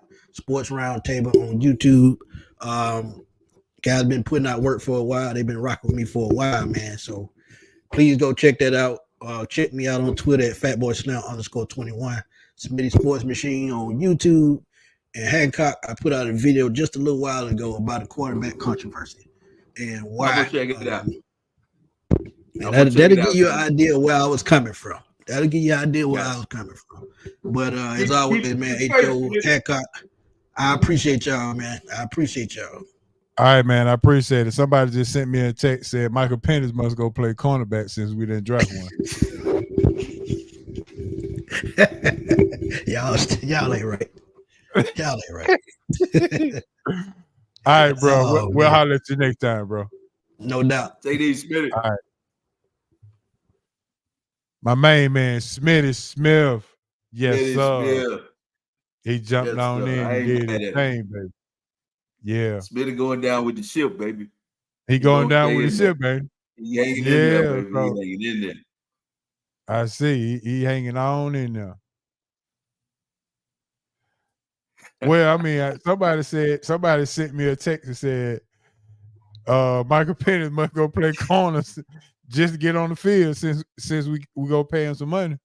They might as well put him in kick return or something. I don't know, man. I mean, big homie, you cannot spend the 8th pick in the draft on a guy you're not going to play for 2 years. That don't make sense. That you hope you don't play for 2 years. You just, all else said, that's it. What else can you say, man? What I really wanted to ask Smith is, what does that do for his confidence if he's not going to play for 2 years? Especially when he in practice and he throwing seeds out there, because his arm is ridiculous. And you best believe when he goes out to practice, that ball gonna come off his arm different than Kirk Cousins. And I'm telling you, big homie, you mark my words. When the playoff season starts and he out there playing against them 3rd and 4th teamers, and he throwing dimes out there, and they going up and down that field with that arm he has, and he looking good. When the season started and Kirk Cousins struggle or throw an interception, every time he throw an interception, the camera gonna pan over there to that dude in that do-rag. I promise. You gonna see it. It's gonna be a problem. It's gonna be a problem. All right, we got some folks in the chat that's from Smitty Page. They say Vic was the first pick, and he sat on the bench the first season as well. Yeah, but you didn't pay $100 million to a free agent to come in and play quarterback in front of him and then take Vic. Chris Chandler was already here. He was already here. You knew he wasn't the future. You brought Kirk Cousins in to say, this is our immediate future for the next 2 to 4 years. This is our guy. That's what you did. And to me, you don't take a guy at 8 to replace him in that time. It don't do make you sense. feel like the Falcons in picking Penix at 8 alienated Kirk Cousins or kind of Oh, he looking over his shoulder a little bit. Yeah, because it's a blind side, big homie. Yeah. Big homie, I'm gonna tell you this. If me and you've been doing this show now for since what, 2014? 2013. 2013. Yeah, and I come in one day. day, I'm on the way in, and you said, "Oh, Big Homie got a phone call. We got a new analyst gonna start tonight." You done blindside me, Big Homie. I'm like, is he a guest host? Me and you still we still doing this together? What's going on? You ain't tell me what you see what I'm saying? So yeah, Kirk Cousins feeling some kind of way. He is. He gotta be. Ain't no doubt about it. Not only that, is that how do you expect Michael Penix, as good as he is, as all the things that he's had to fight through and get through, how you gonna come in here and tell him not to compete for the starting job? Exactly. He gonna compete, Big Homie. And Black Atlanta want him to compete. Believe that. We can say what we want, but Black Atlanta, they with that do-rag, Big Homie. There's a lot of people in here be talking all that other stuff, be saying what this is Atlanta. I take that back. How you say it, Big Homie? You say Atlanta, right? You don't say Atlanta, you say Atlanta. You can tell the folk that from here because they say what? Atlanta. Atlanta folk gonna cater to who? Michael Penix. I'm telling you, Black Atlanta is. You believe that. He's didn't, and don't let him show out. I'm telling you, when he show out in preseason, you can't hide the arm, Big Homie. You cannot hide the way the ball comes off his arm. You cannot. What'd you think about that right there in the chat? Oh Lord, no. No, Michael Penix is not there to run. That's not his thing. He might take off the scramble, but that's not what he's here for. He's a black quarterback, not a running quarterback. He just happens to be black. He can throw the football, and that's what he does. He does it well.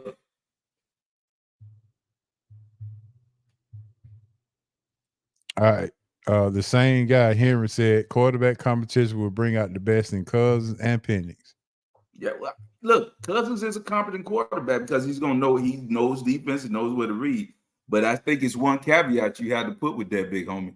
He's coming into a system where he's gonna be, maybe the terminology might be similar or whatever, but he's coming into a new situation. He's coming into new receivers he's got to learn. He's coming into new people in his ear and whatever. All this has changed. It's still gonna be different. Him and Penix basically starting from scratch, because they both are coming into new situations. And I'm telling you, you just dumb the book down a little bit and put him in there, and you'll see Penix survive and succeed. But it's a good problem. There your cousin on the chat. He telling the truth. Because I know you know what I'm talking. You cannot spend that much money on a guy and then come back 44 days later. That don't make sense. It's stupid. Well, he responded to it, yeah.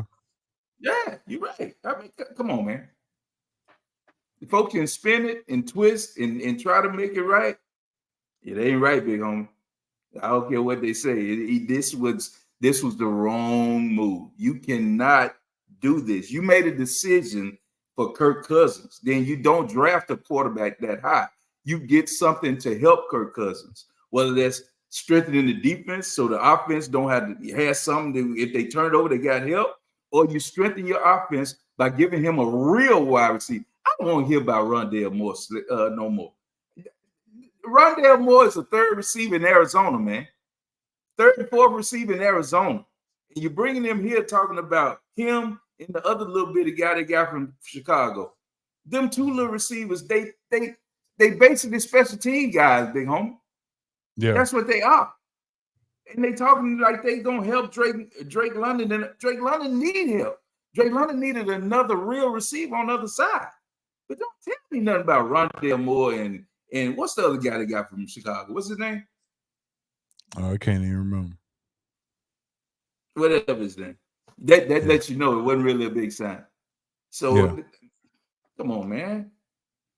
This was wrong, Big Homie.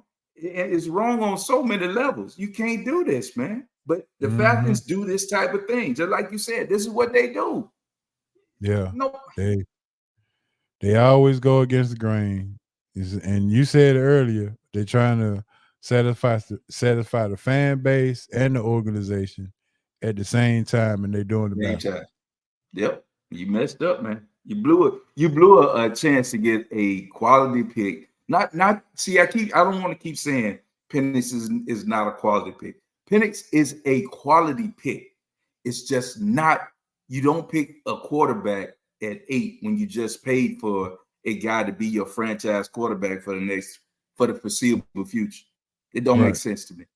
And now you're gonna sit him for 2 years. If everything goes to your plan, what you did was divert against the plan that you set in the offseason. Your plan was to bring in Cousins and build this organization up and build around him, make the team better for him for this year. Now what you've done is taken a premium pick at 8 and pretty much said, well, we really don't have a pick this year. You see what I'm saying? If everything goes well, they didn't use a pick this year at number 8. Yeah, that's when it all boils down, that's what you're saying. If everything goes to plan, you might as well not have had a first round, a number 8 pick overall, because you're not using it. Right.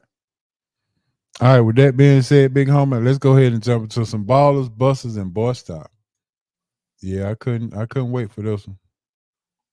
All right, go ahead and put your ballers and busters and boy stops in the chat and let us read them out loud.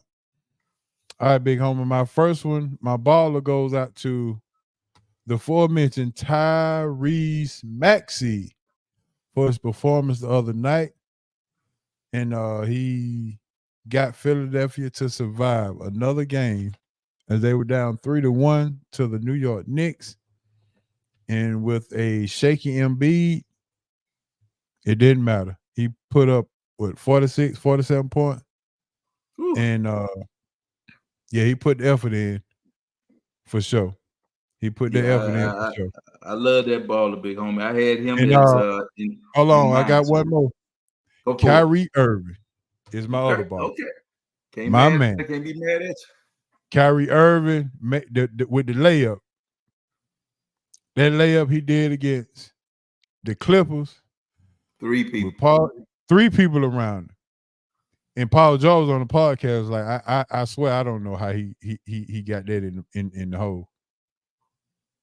And I saw a video today hearing all of the NBA people talk about the skillfulness of a Kyrie Irving. Starting with Dame, you had Jamal Crawford. A lot of people was like, man, yeah, he different. He is. He may think the earth flat, maybe because he's from he's from a whole nother planet. Yeah, he's different, big homie. And I told you at the beginning of the show that I'll take a mea culpa on, calling. I don't know if he's ever going to get back. And, he pretty much it put a flame torch his career, but he still got game, man. And right now you have to say that he's still that nuclear weapon, man. I was watching him and they were down 30 and he single-handedly said, get on my back. Yeah. He just went to work. And watching him play, it lets you know the type of player that he really is, man. So I'm glad that a lot of things that whatever was off the court stuff, distractions, whether they were warranted or weren't warranted, they've subsided and he's able to do the things that we see and we know he can do, man. Because I agree with you. He was one of my ballers too. I had Ant-Man, Jamal Murray, and Tyrese Maxey. Ant-Man for what he's doing, man, and putting that team and becoming the leader. Right now, we'll just say the leader of his team, but he might be putting himself as the face of the league soon. So yeah, I'll go with him, Ant-Man, with the job he did at dismissing Phoenix. And I gotta go with Jamal Murray, man, with 2 buzzer-beating shots to move them past the Lakers. Looking at this dude coming out of Kentucky, I thought he'd be good, but he and Jokic, man, they really might be the best duo in the game.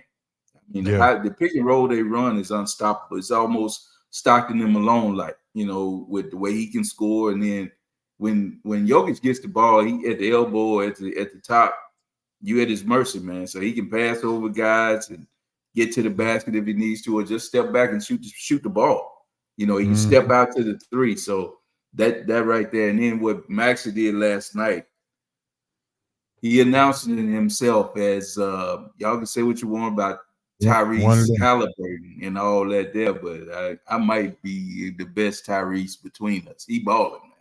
Yeah, he did. Yeah. All right, man. I gotta go ball. to the chat. Gotta go to the chat. Hank said his baller is Terry Fontenot. Not quite sure about he spelled it right because I don't like baller. His ballet might be Fontenot. All right, Hank, man. We appreciate it. Hey, make sure you go to our YouTube page. Make sure you go to our YouTube page. Subscribe to the page as well. And your main man, Maurice, said Jamal Murray is his baller. Yeah, I ain't mad at that. Yeah. All right, so let's jump into the busters of this week. And Hancock, you know the buster didn't fail this week. You got SAS as a buster one more time for his outrageous commentary about the New York Knicks and how they went up 3-1. You're celebrating a 3-1 lead instead of a series victory. Maybe that was the motivation the Philadelphia needed to see that, because they took hold. And he also get a buster for trying to break down contracts in the NFL, which he don't have any kind of liberty to do. And it's just me. If you don't cover the Falcons, then we don't need your opinions, because you're not here, you don't cover it, you don't whatever. So if you don't cover the Falcons, you don't have the right to comment on what the Falcons are doing. Okay. Simple as that. I thought you were going to give him a buster for snitching, because he tried to get Westbrook in trouble. That's the worst thing. Why are you calling the league office? And even if you do, you want to tell the whole country or whomever's watching your show that you are a snitch. I called the league office to see why he wasn't suspended. I called to see why it wasn't this. I don't understand that. To me, buster. If he gets a buster for me for that, for sure. He called the league office on the dude because they didn't suspend him. That come on, man. Come on, Steven. That right there. I'm done with that. He didn't call nobody when Dana White punched his wife and all that kind of stuff. He don't call on that kind of stuff. Call somebody about that. You know, I mean, come on, man. All right, brother Dave in the chat said he want all these experts and pundits to keep that same energy and don't switch up. He's keeping receipts. I agree with that. I'm not a pundit and all that, but I'm gonna tell you, I ain't switching up. So yeah, I got my receipt right. It's right here. I got mine because that was the wrong move. But that was definitely the wrong move. But anyway, my bust the big homie, and it goes out to the Falcons, but taking the 8th pick and hoping that he don't play for 2 years. They get my buster, man. Ain't no doubt about it. That's a buster move. There's no way to change my mind on that one. You can tell me if it works out. It worked. It can't work out because you're going against what you're doing on one hand to do the other. So all you did was you placed money on both sides of the bet, and you're gonna lose one side of that bet. It just is what it is. If Michael Penix, that's a good way to put it. If Michael Penix plays, you lost out with Cousins. If he plays before the time that you don't want him to play. If he doesn't play before the time you want him to play, and Cousins proves to be the good quarterback for you, you missed out on a quality 8 pick in the draft that could help you even build better toward the future because you'd be using it. That makes no sense to take a pick that you're not going to use. And he's going to be older. And when he goes to play, big homie, check this out, big homie. If he does play well, he gonna have his AARP card by the time he if start. he if he plays well, guess what? The money that you would be paying him on the rookie deal is going to escalate. So money against your cap is going to be from Cousins, and more money you'll be paying him. It don't make sense, big homie. It does not. You cannot spend that. So All right, either we way, got they our made a boy stop. mistake. Yeah, we got our boy stop now. My boy stop this week, man, goes out to, and I'm gonna piggyback what Dave said, is all of the pundits and all of the national media who don't seem to talk about Atlanta unless it's something negative. You only talk about Atlanta when it's something negative. Even when the Atlanta Braves won the Super Bowl, I don't remember all these national pundits and people chopping at the bit to talk about the Braves winning the Super Bowl in 2021. But when they blew the Super Bowl lead, that's all they talked about that for almost a year. And now that the Falcons picked Michael Penix, and they always start off by saying, "Well, we're not saying Michael Penix is a bad player. Well, we're saying, but just if you don't cover the Falcons, don't even worry about it." So my boy stop is to all of the pundits that continuously try to have an opinion about Atlanta sports when they don't even cover it. Also, my other boy stop is to Bally Sports, who is in a bankruptcy situation right now, and now the Braves can't be seen on Bally Sports because the contract cannot be renewed with Xfinity or whatever cable company you have, AT&T, Xfinity, Direct TV, or whatever the case may be. So now you have to resort to streaming your baseball games on the Fire Stick. Which, okay, cool. That's all right. That's all good. But it's when your other TV don't have a Fire Stick, you rely on Bally Sports. So they get a bus stop for being. How do you go bankrupt in this media-driven society right now, Han? I don't understand that. Because everybody watches, I think because everybody watches everything on different ways. You just talked about streaming, and ads now are going to these devices and everything. You get more ads and they make more money by doing it here. So they kind of losing money in their way. Everybody got their own platforms or able to watch. You saw cable companies break up. I remember when we first started getting cable, everything was on cable. Yeah, HBO, Showtime, Cinemax, all those places. You had it all on cable. But then when streaming came, everybody kind of broke it out and you got to pick what you wanted to watch. So I guess Bally is being left behind in that way, to be honest with you. So yeah, I hate it's like that, but I don't know, man. This is just a different way of getting sports now. You can get it from all different ways. Yep. All Everybody right, got what's their your own boy? baseball packages and everything. So Yep. I don't know. What's your boy stop real quick? Stephen A. Smith snitching on Westbrook. That's the biggest one I heard in there last week, and I know he's defensive about it because he keeps saying, "Yeah, well, it's not against. I can call the league office for anything." No, that to me was kind of below the belt and kind of I don't know, man. That was almost self-hatred of black or something to me. The way that Yeah. was, it seemed like it was personal to me. Yeah. That seemed like a personal thing to go and signal why this was about Westbrook. You didn't come out and say that you called the league office about whether there was a foul on Maxey until after you were trying to, you know, shelter yourself against this criticism of calling about Westbrook. You see what I'm saying? Then he tried to say, "Well, I Mhm. called about Maxey," but you didn't come on national TV and say it. You see what I'm saying? You didn't come out and say, "I inquired to the league office on why this was." You should have said you did that when you did about Maxey, about him getting fouled and the Knicks winning that game. So my point on it is it seemed personal when you did it to Westbrook. So he gets my Yeah. boy stop. All right.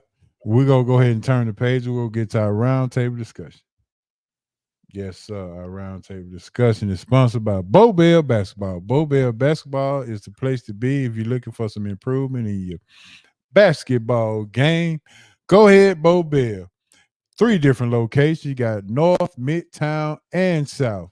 Go to CoachBoBellBasketball.com for more information. Let them know Sports Roundtable or SRT sent you, and you go ahead and get you a little discount.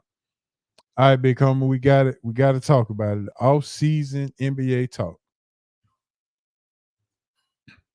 Well, before we even Yes, get sir. into that, let's do this. Let me do this. Let me. This is when you need to get Jalen in the room and listen to this, because this is definitely for him. All these young guys, and this is the problem that I have with the people who didn't see Michael Jordan, Larry Bird, Karl Malone, things of that nature, who only hears about them and see YouTube the videos about them. And the reason I'm bringing this up, big homie, Jamal Murray, if you look at his accomplishment list, there is none. No All-Star, no MVP, no top 3 MVP, none of that. And he averaged 21 points a game, played with Denver. You may see a championship. You go see 2 championships. But 21 points a game is not looked at as elite. Not looked at as, it doesn't determine the contribution that he has to his team. So the people, your grandkids, will look at Jamal Murray and say, he all right. And you're gonna say Jamal Murray was one of the clutchest players that ever played in the postseason. And they go pull up his stats and say he don't average 21 points a game. But what you did not see is, you said he had 2 game winner, but I'm gonna say he had 1 game winner and 1 series closing shot. But that's not going to go on his accomplishments, though. And that's not what the kids will see. And that's what a lot of kids these days who continue to bump Steph Curry, Kevin Durant, and LeBron James, because they never saw Michael Jordan play. They never saw the effect that he had outside of watching videos and things of that nature. So I just wanted to make that point, because I'm pretty sure you and Jalen go back and forth about certain players that you have seen and try to tell him about, and he just hard headed, and that's why you got to listen to the old heads, in my opinion. Listen to the old heads, let them learn you something, and you'll learn. All right, so now that I'm off that little rant, let's go ahead and jump into this off season talk about these. Ain't no way in the world the Lakers are going to sign LeBron to another 3-year deal and draft Bronny James to satisfy his wishes. Your team, what you say about that? I think it's on the table, big homie. I really do. I think that there's a lot of things in this world and this franchise. These franchises want people in the stands, and that's something that has never been done. And when we look at LeBron, he kind of craves those things that have never been done. No team had come back from a 3-1 deficit to win an NBA championship. He accomplished that. The inaugural in-season tournament, he has his name on that as being the champion of that. Something we had never seen. He has the point total, the all-time leading scorer in NBA history. So he has these accolades, and this is one that we've never seen in the NBA, a father play with his son. So I think that's something that he wants to do. Now, whether that's a detriment to his legacy or not, on one hand, it is a legacy builder because it's never been done. But the other thing is, what's more important? Is it more important to really put forth an effort to win a championship, or is it more important for you to play with your son? You understand what I'm saying?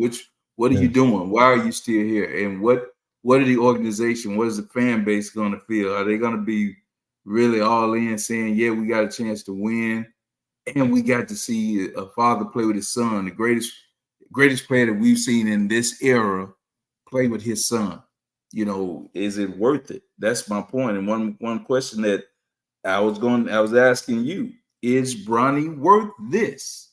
Is bringing LeBron James Jr. to your franchise worth the price that you'll pay to get LeBron James Sr.? Is it worth it? Um, Revenue wise, franchise wise, fan base wise, but is it championship wise? no, you just basically you're selling your soul for one man's dream. And But is it to worth it me, because of all the money it's going to bring? I'm asking, is it worth it no, because it's going to bring revenue to whatever franchise it is?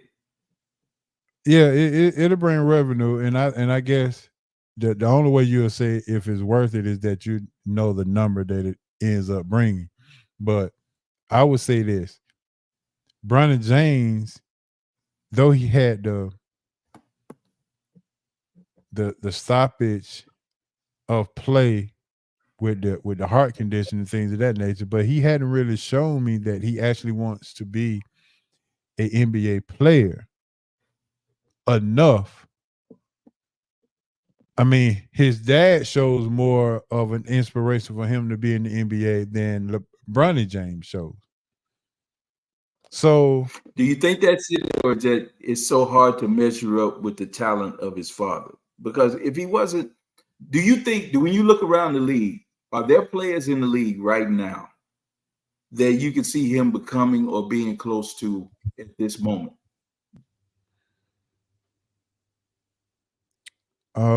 not right offhand. I have to really think about it and go down the list, but I don't think he's a top 7 rotational player.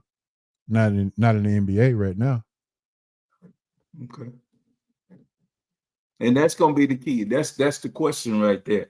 Because I'm Yeah. watching the game right now and I'm looking around seeing guys that are on certain teams and seeing what they can do. Because he's about what, 6'3", 6'4"? Yeah, about 6'3".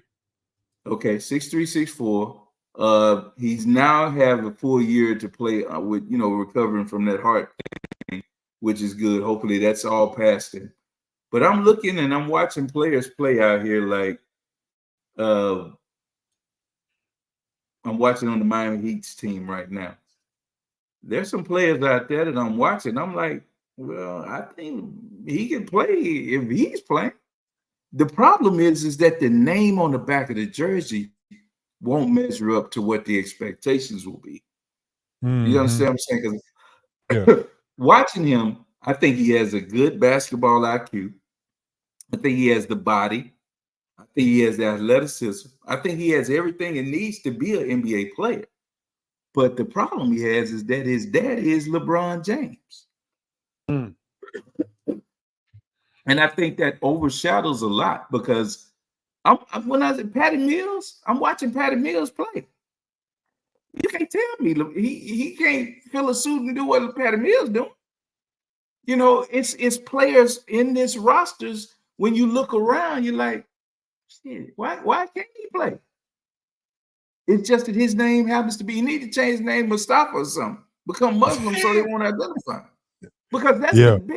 the biggest hurdle he has. It's not like the kid can't play. We watched him play at every level.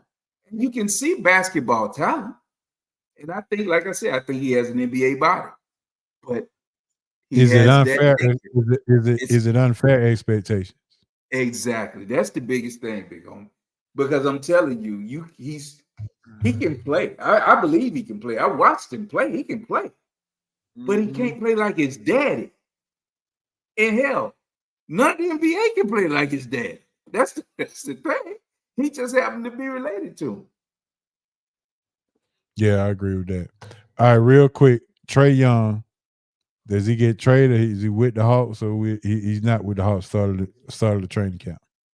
I'm 60-40 right now, thinking that he's gone. 40% say I think they might try to bring him back, but 60% say I think he's out of here. Okay. I think he's gone. Who has the most value to you, Murray or Trey, as far as trade bait? Trade value. It's something about the reputation of Trey Young that's hampering his, and it's going to hurt his trade value. I think a little bit. I think Murray, because he gives you more size, will probably be the benefactor of it. But when you look at the stats, you look at what Trey brings. You're talking about almost 27, almost 30 points a game, and mostly double figures in assists. But the problem is they're gonna look at it and say, well, they empty assists, empty points.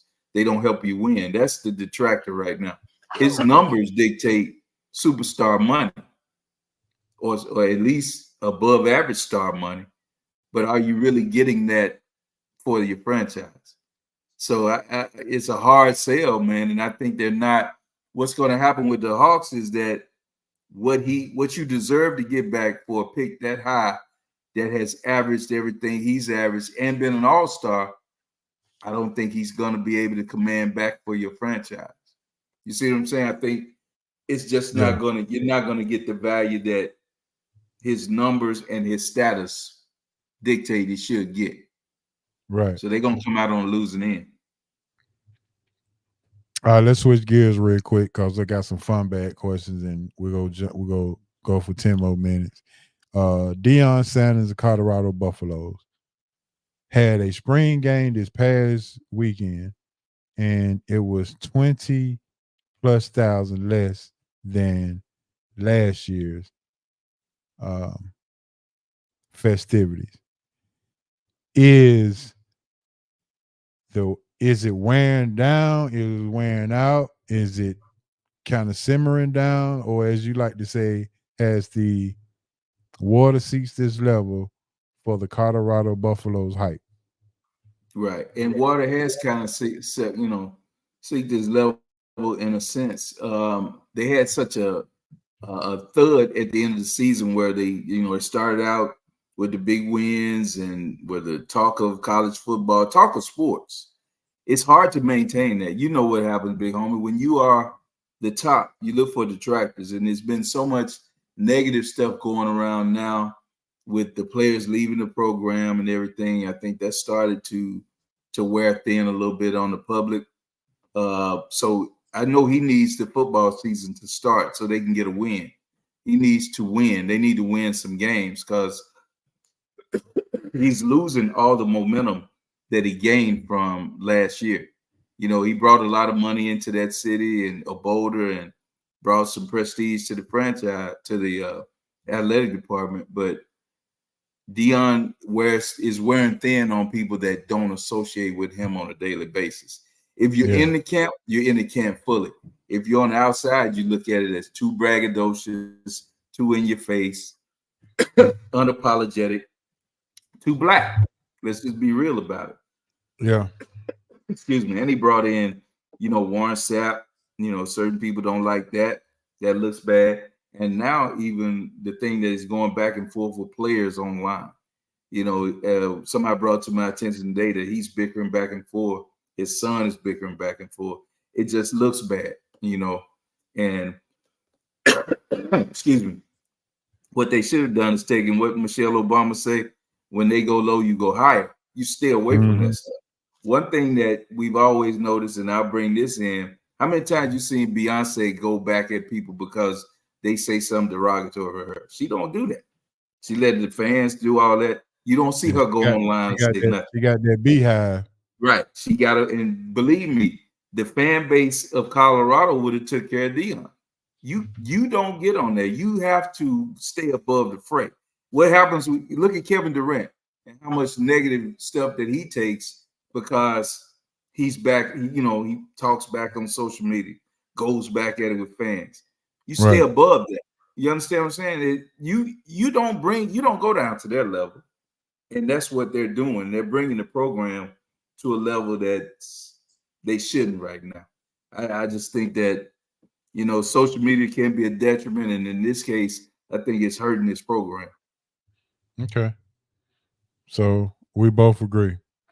All right, big homie. We missed it last week, but this week we not gonna miss it. And I had some folks tell me that they were looking forward to it, so I had to bring it out. SRT fun bag. Let's do it. Yeah, so the folks saying, man, we sure miss it. To my ain't it baseball season? Ain't it about time for us to do some fun bags? I'm like, well, okay, yeah, you might be right about that. So SRT fun bag, big homie. All right, you ready? And everybody who's listening still, make sure you got 30 seconds to comment on a thought-provoking question. All right, big homie, if you got 90 days to live, what are you going to focus on? You giving me keys, or I'm just doing it on my own? On your own. Open okay.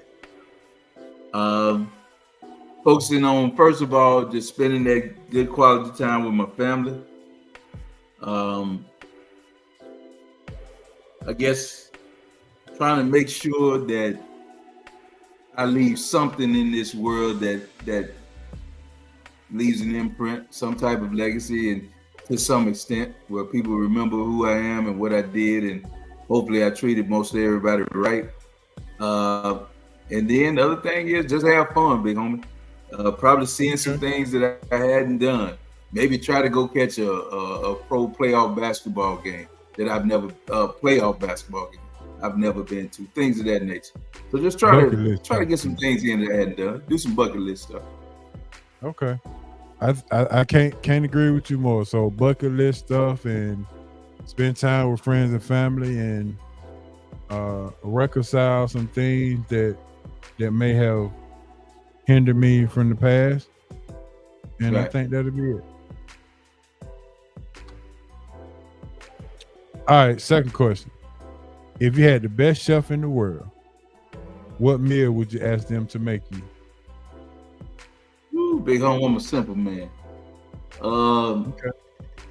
I guess one of the finest meals I ever had in my life was fried chicken, spaghetti, candy yams, cornbread, and some collard greens. Boy, that's a whole lot, dog. That's a whole meal, dog. Okay. Hey, man, and that was my dad used to do that for me, boy. Is it buttermilk fried chicken or just regular fried chicken? I don't know what mother put it. She just put her hands on it. It was good. Okay, there it is. All right, big home. I'm gonna get my chef to make me a seafood pasta that just cannot wait and stand the test of time. Shrimp, chicken, penne pasta, Cajun, Alfredo with a little crab meat in there as well. Okay. And spinach. I'm gonna come eat with you, big homie, because I can eat all that. I'm gonna come eat with you. Yeah. All right. Third question. If you're stuck on the island for 1 year, no, you ain't gonna like this, but if you're stuck on the island for 1 year, you got one movie, one song, one vice, one book, and one food.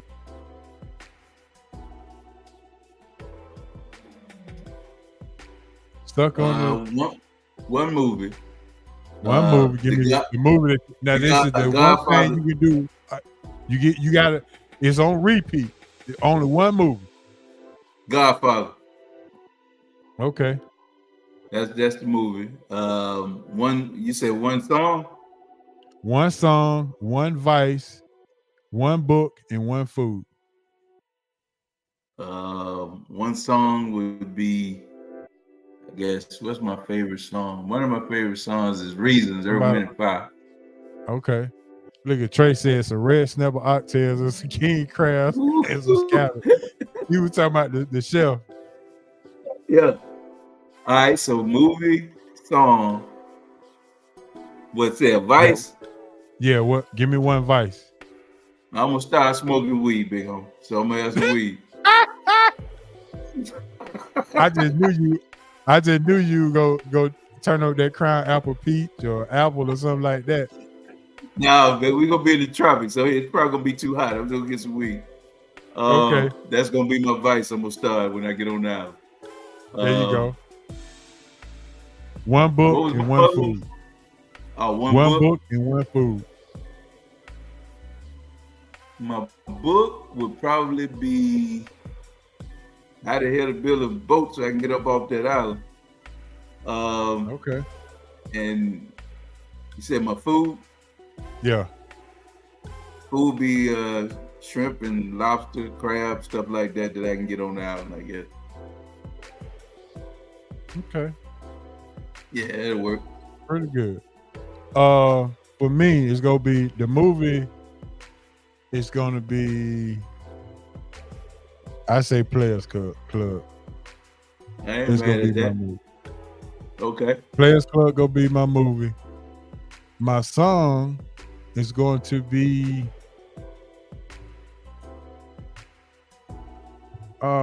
maybe Thank God by 8 Ball and MJG. Yeah, because I'm gonna need plenty. That's like a backwards prayer. My vice is the vice that I have now, and that's smoking the stogie. Okay, so we both gonna be smoking it. Yeah. You have a little something in yours. I'm just gonna have my little. Yeah. Yeah. So smoking the stogie will be my vice. My book, of course, The Stretch Your Mind Book of Quotes by Mr. McLaren himself. There you go.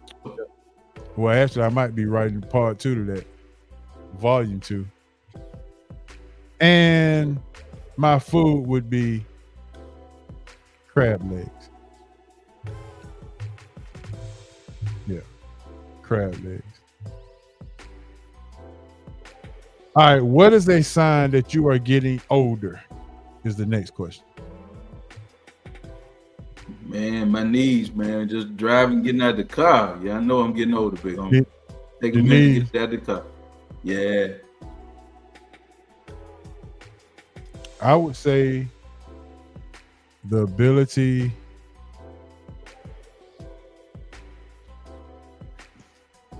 it takes you longer to do simple things. Yeah. I mean, it takes you longer to get out of the bed, it takes you longer to fold clothes, takes you longer to do everything that has been so simple for you. Trey said, too tired to get up. Yeah. Man, I'm telling you, man, that long driving that car kills me, man. Yeah. All right, we got 2 more to go. Keep one, bench one, cut one.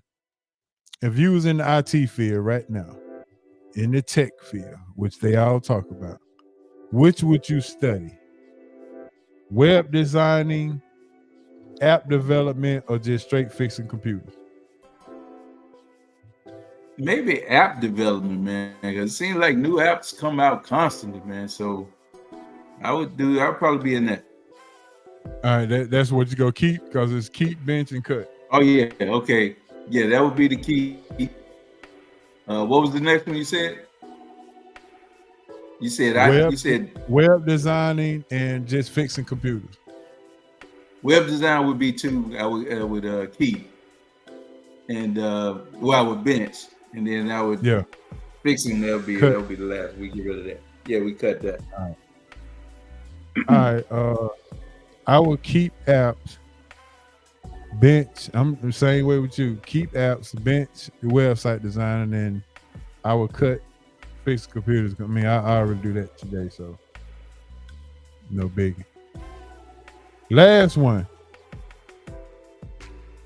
If you had a spur of the moment coupons for these 3 things, and you got to keep one, bench one, and cut one. Going to the gun range, camping, or fishing. I'd probably keep going to the gun range. Okay, go ahead now. Probably bench and fishing. Yeah, I bench fishing, and I cut that camping stuff. Yeah, we ain't gonna be able to do that. Yeah, I think I'm gonna go the same with you. Keep the gun range, bench, fishy, and yeah, I'm cutting the I'm cutting on the camping. Yeah, I ain't gonna be able to do that. I don't know, Hancock. They talking about you over here. I don't know if Smitty got the What they folks said, listening. Big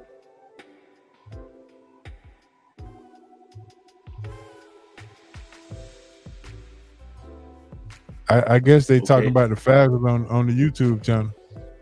I guess And so. Smitty must have brought your name up. He may have. I Yeah. didn't mean to be hard on Smitty. I just don't understand it, man. It don't make sense to me. Yeah, I definitely agree with that. For sure. All right, man. That's going to end the fun bags. I hope everybody. Well, we didn't have many participants in the fun bag, but I hope everybody enjoyed the show. But yeah, that's gonna do it for tonight, bro. What we're looking like the NBA. Boston up 91-62. Yeah, they killed him, big homie. It ain't even close. It ain't even close. But I look did like get the first leg of I got my first leg in. I had Bam for 21, so he went over. So I'm good. There you 5 go. more to go. I was gonna ask you, have you tried BetR app? I did get the app and everything, but I hadn't done anything on it. So you've heard about it? Yeah, better. B-E-T-R, Yeah, better. better. Yeah. Win 10 Jalen times turned the me on money to that it. you. So what now? I said Jalen turned me on to it, but I still didn't do anything with it. I never did. Yeah, they say you win 10 times your money. Yeah. Yeah, I hadn't tried that one. Trying to get out this little slump I'm in. I feel you. Hancock, they still talking about you, buddy. Maybe there's somebody else named Hancock. No. It was the same. James, my energy was for the Falcons do this type of thing. We took Bert Emanuel one year, who was a quarterback at TCU, and made him a wide receiver. Falcons just do this type of thing, man. I mean, they do. It just is what it is. This franchise, and I know, Big Homie, you said, that the national pundits and all, they do go in on Falcons, but they give them ammunition. I mean, this was a no-brainer to me. You cannot spend a pick on a quarterback that you're not wanting to play. I don't know, man.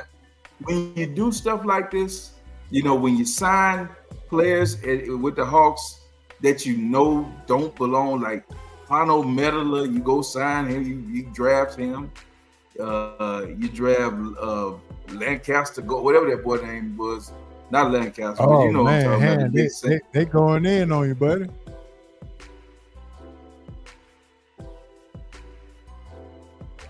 I still be paid because I wouldn't have spent my pick on the 8th player. I bet you that, James. I bet you that. I wouldn't spend it on a quarterback I'm not playing. I know that's right. My last one for the night, big homie.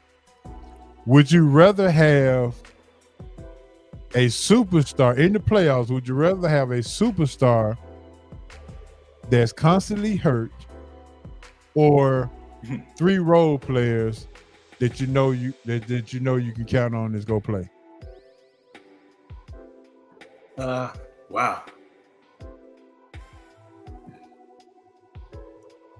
If the superstar, you telling me the superstar is going to play, but he's off injured, right? That's what you mean. Yeah, he's like gonna play, but he's off injured. You don't know why. Yeah, like a Kawhi. Let's just say we're talking about Kawhi Leonard, right? Yes. Okay, yeah, I'd rather have the role players I know they're going to be there. They give me a chance, at least with my other star player or whatever. It's probably more than one star on your team. So, yeah, I'd rather have. I think in the long run now in sports, I think we're going to go away from this big 3. I think that's going to waste. I think that's going the way of the whale. It's a wrap. You got to get players that fit, and not just have superstar names and put them on a team. It doesn't work. We saw that in Phoenix. That's a wrap. So, yeah, give me enough role players to go with my quality guy. I'm good. Okay. All right, Big Homer. Well, that's going to end it for us. And I'm going to shout out everybody who tuned in, everybody who was a new listener, everybody who tuned in and listened for the first time. Appreciate Smitty for coming in and doing his best to convince Mr. Hancock that we made the right pick. Not sure if it worked, but, he tried his best. He hung in there with the hand. He hung in there. He had a counter. Big homie, it's all love. I appreciate Smitty coming on. Believe it, I enjoy when he comes on. I just feel like that we're gonna always be on different sides on this. I just don't think that there's any way you can spin this to make it seem that it was the right way to go. If you're saying you're doing this to win now, you can't tell me you're taking a pick for later. 2 years do you see that does not go together? It just doesn't. Yeah, I'm with you on that. Again, just because I understand it don't mean that I agree with it. It's as simple as that. Yeah, and again, I am not let me say this. I don't being a understand it. I accept it. I accept it, not understand it. I accept that I have to come to the realization of that. I have accepted it, but I still don't understand it because I'm still confused. I'm not sure we're trying to win now or we hoping to win now. Right. Because see, it's a difference. Yeah. Because when you're trying to win now, you do trying to win now things. Exactly. You said it all right there. You try to do things that help you win now, not down the line. And look, again, if you were going to take a quarterback later after you took a guy that can help your franchise right now, the 8th pick is where you take a player that's going to contribute, man. It's not where you take a quarterback after you're spending that much money. Let's say, I'll put it like this. Had Kirk Cousins been here on the deal for 2 years, and you had a chance to take Michael Penix, I'm good with that because you've already got service out of Kirk Cousins' quarterback, his contract and him as a quarterback. But if you're taking him at the beginning of his deal, you're spending it on a quarterback. That's the key right there. Had this been 2 years in the Kirk Cousins deal, I'm good with that. You take Penix then. You see what I'm saying? It makes sense then. It makes no sense now for you to take Kirk Cousins, want him to play 2 to 3 years, and you sit Penix for 2 years. It don't add up. So it's not the same. I don't want to. It's not the same as these other things. It makes no sense.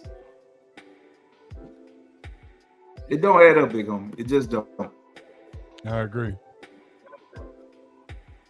Definitely don't add up, bro. All right, give me your shout out so we can get up out of here. I'm shouting out Smitty because I know he's going down with the ship. I appreciate that. I do believe he's saying stuff he believes. I'm not saying that and that he agrees with. Don't get me wrong. I don't think he's just out there just trying to be a Falcon backer. It makes sense to him, and that's all well and fine. And I enjoy the relationship we have with him, so I don't want to alienate him or his fan base by saying the things I say. It's just my opinion. And shout out James Edwards. I appreciate you, tuning in. I hope you do come back. But I'm not rooting against the Falcons. I'm not rooting against Cousins or Penix. I just don't think this was the right move for the organization. So shout out to everybody who listened in tonight. I hope that clarified my stance on it. Doesn't mean that I'm trying to sit here and say I'm better knowledge than you or why I'm not running the franchise. If I was in the position, it would have been done different. But I'm not in that position. But I still had a right to my opinion. And my opinion on it is I don't think it was right. But shout out again. I saw my brother Trey online. Shout out Trey. Shout out to all those who listened in and that'll be listening in. And all the tenants, all the people from Smitty Sports Machine. Appreciate y'all stopping by. And big homie again. Let's roll, baby. Let's do this thing. Yes, sir, man. I sure appreciate it. James got one more thing to say, I guess.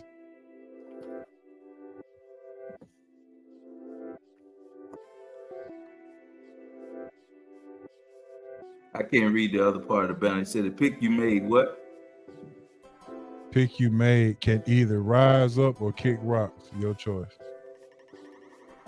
I Look, don't man, know. I'm not a Falcon fan anyway, so I'm not rising up. I'm just making a comment on the decision they made. I don't think it was the right decision. So, Right. but if that's what it is, rise up. You rise up. It's all good. But ain't got no rocks to kick or whatever. That's on you. There it is. I ain't got nothing to throw. I don't even have nothing negative to say to you, James. It's all There it good is. for us. I'm concerned. For sure. All right, big homie. You know how we do it. Let's get up out of here. Let's roll. Boogie. I'm headed home, baby. This your main man, H.O. from Bankhead. R.I.P. Moms and Pops. R.I.P. BC. And if you love the show, tell a friend. And if you didn't. But James, let's just rise up, baby. And we out. Peace.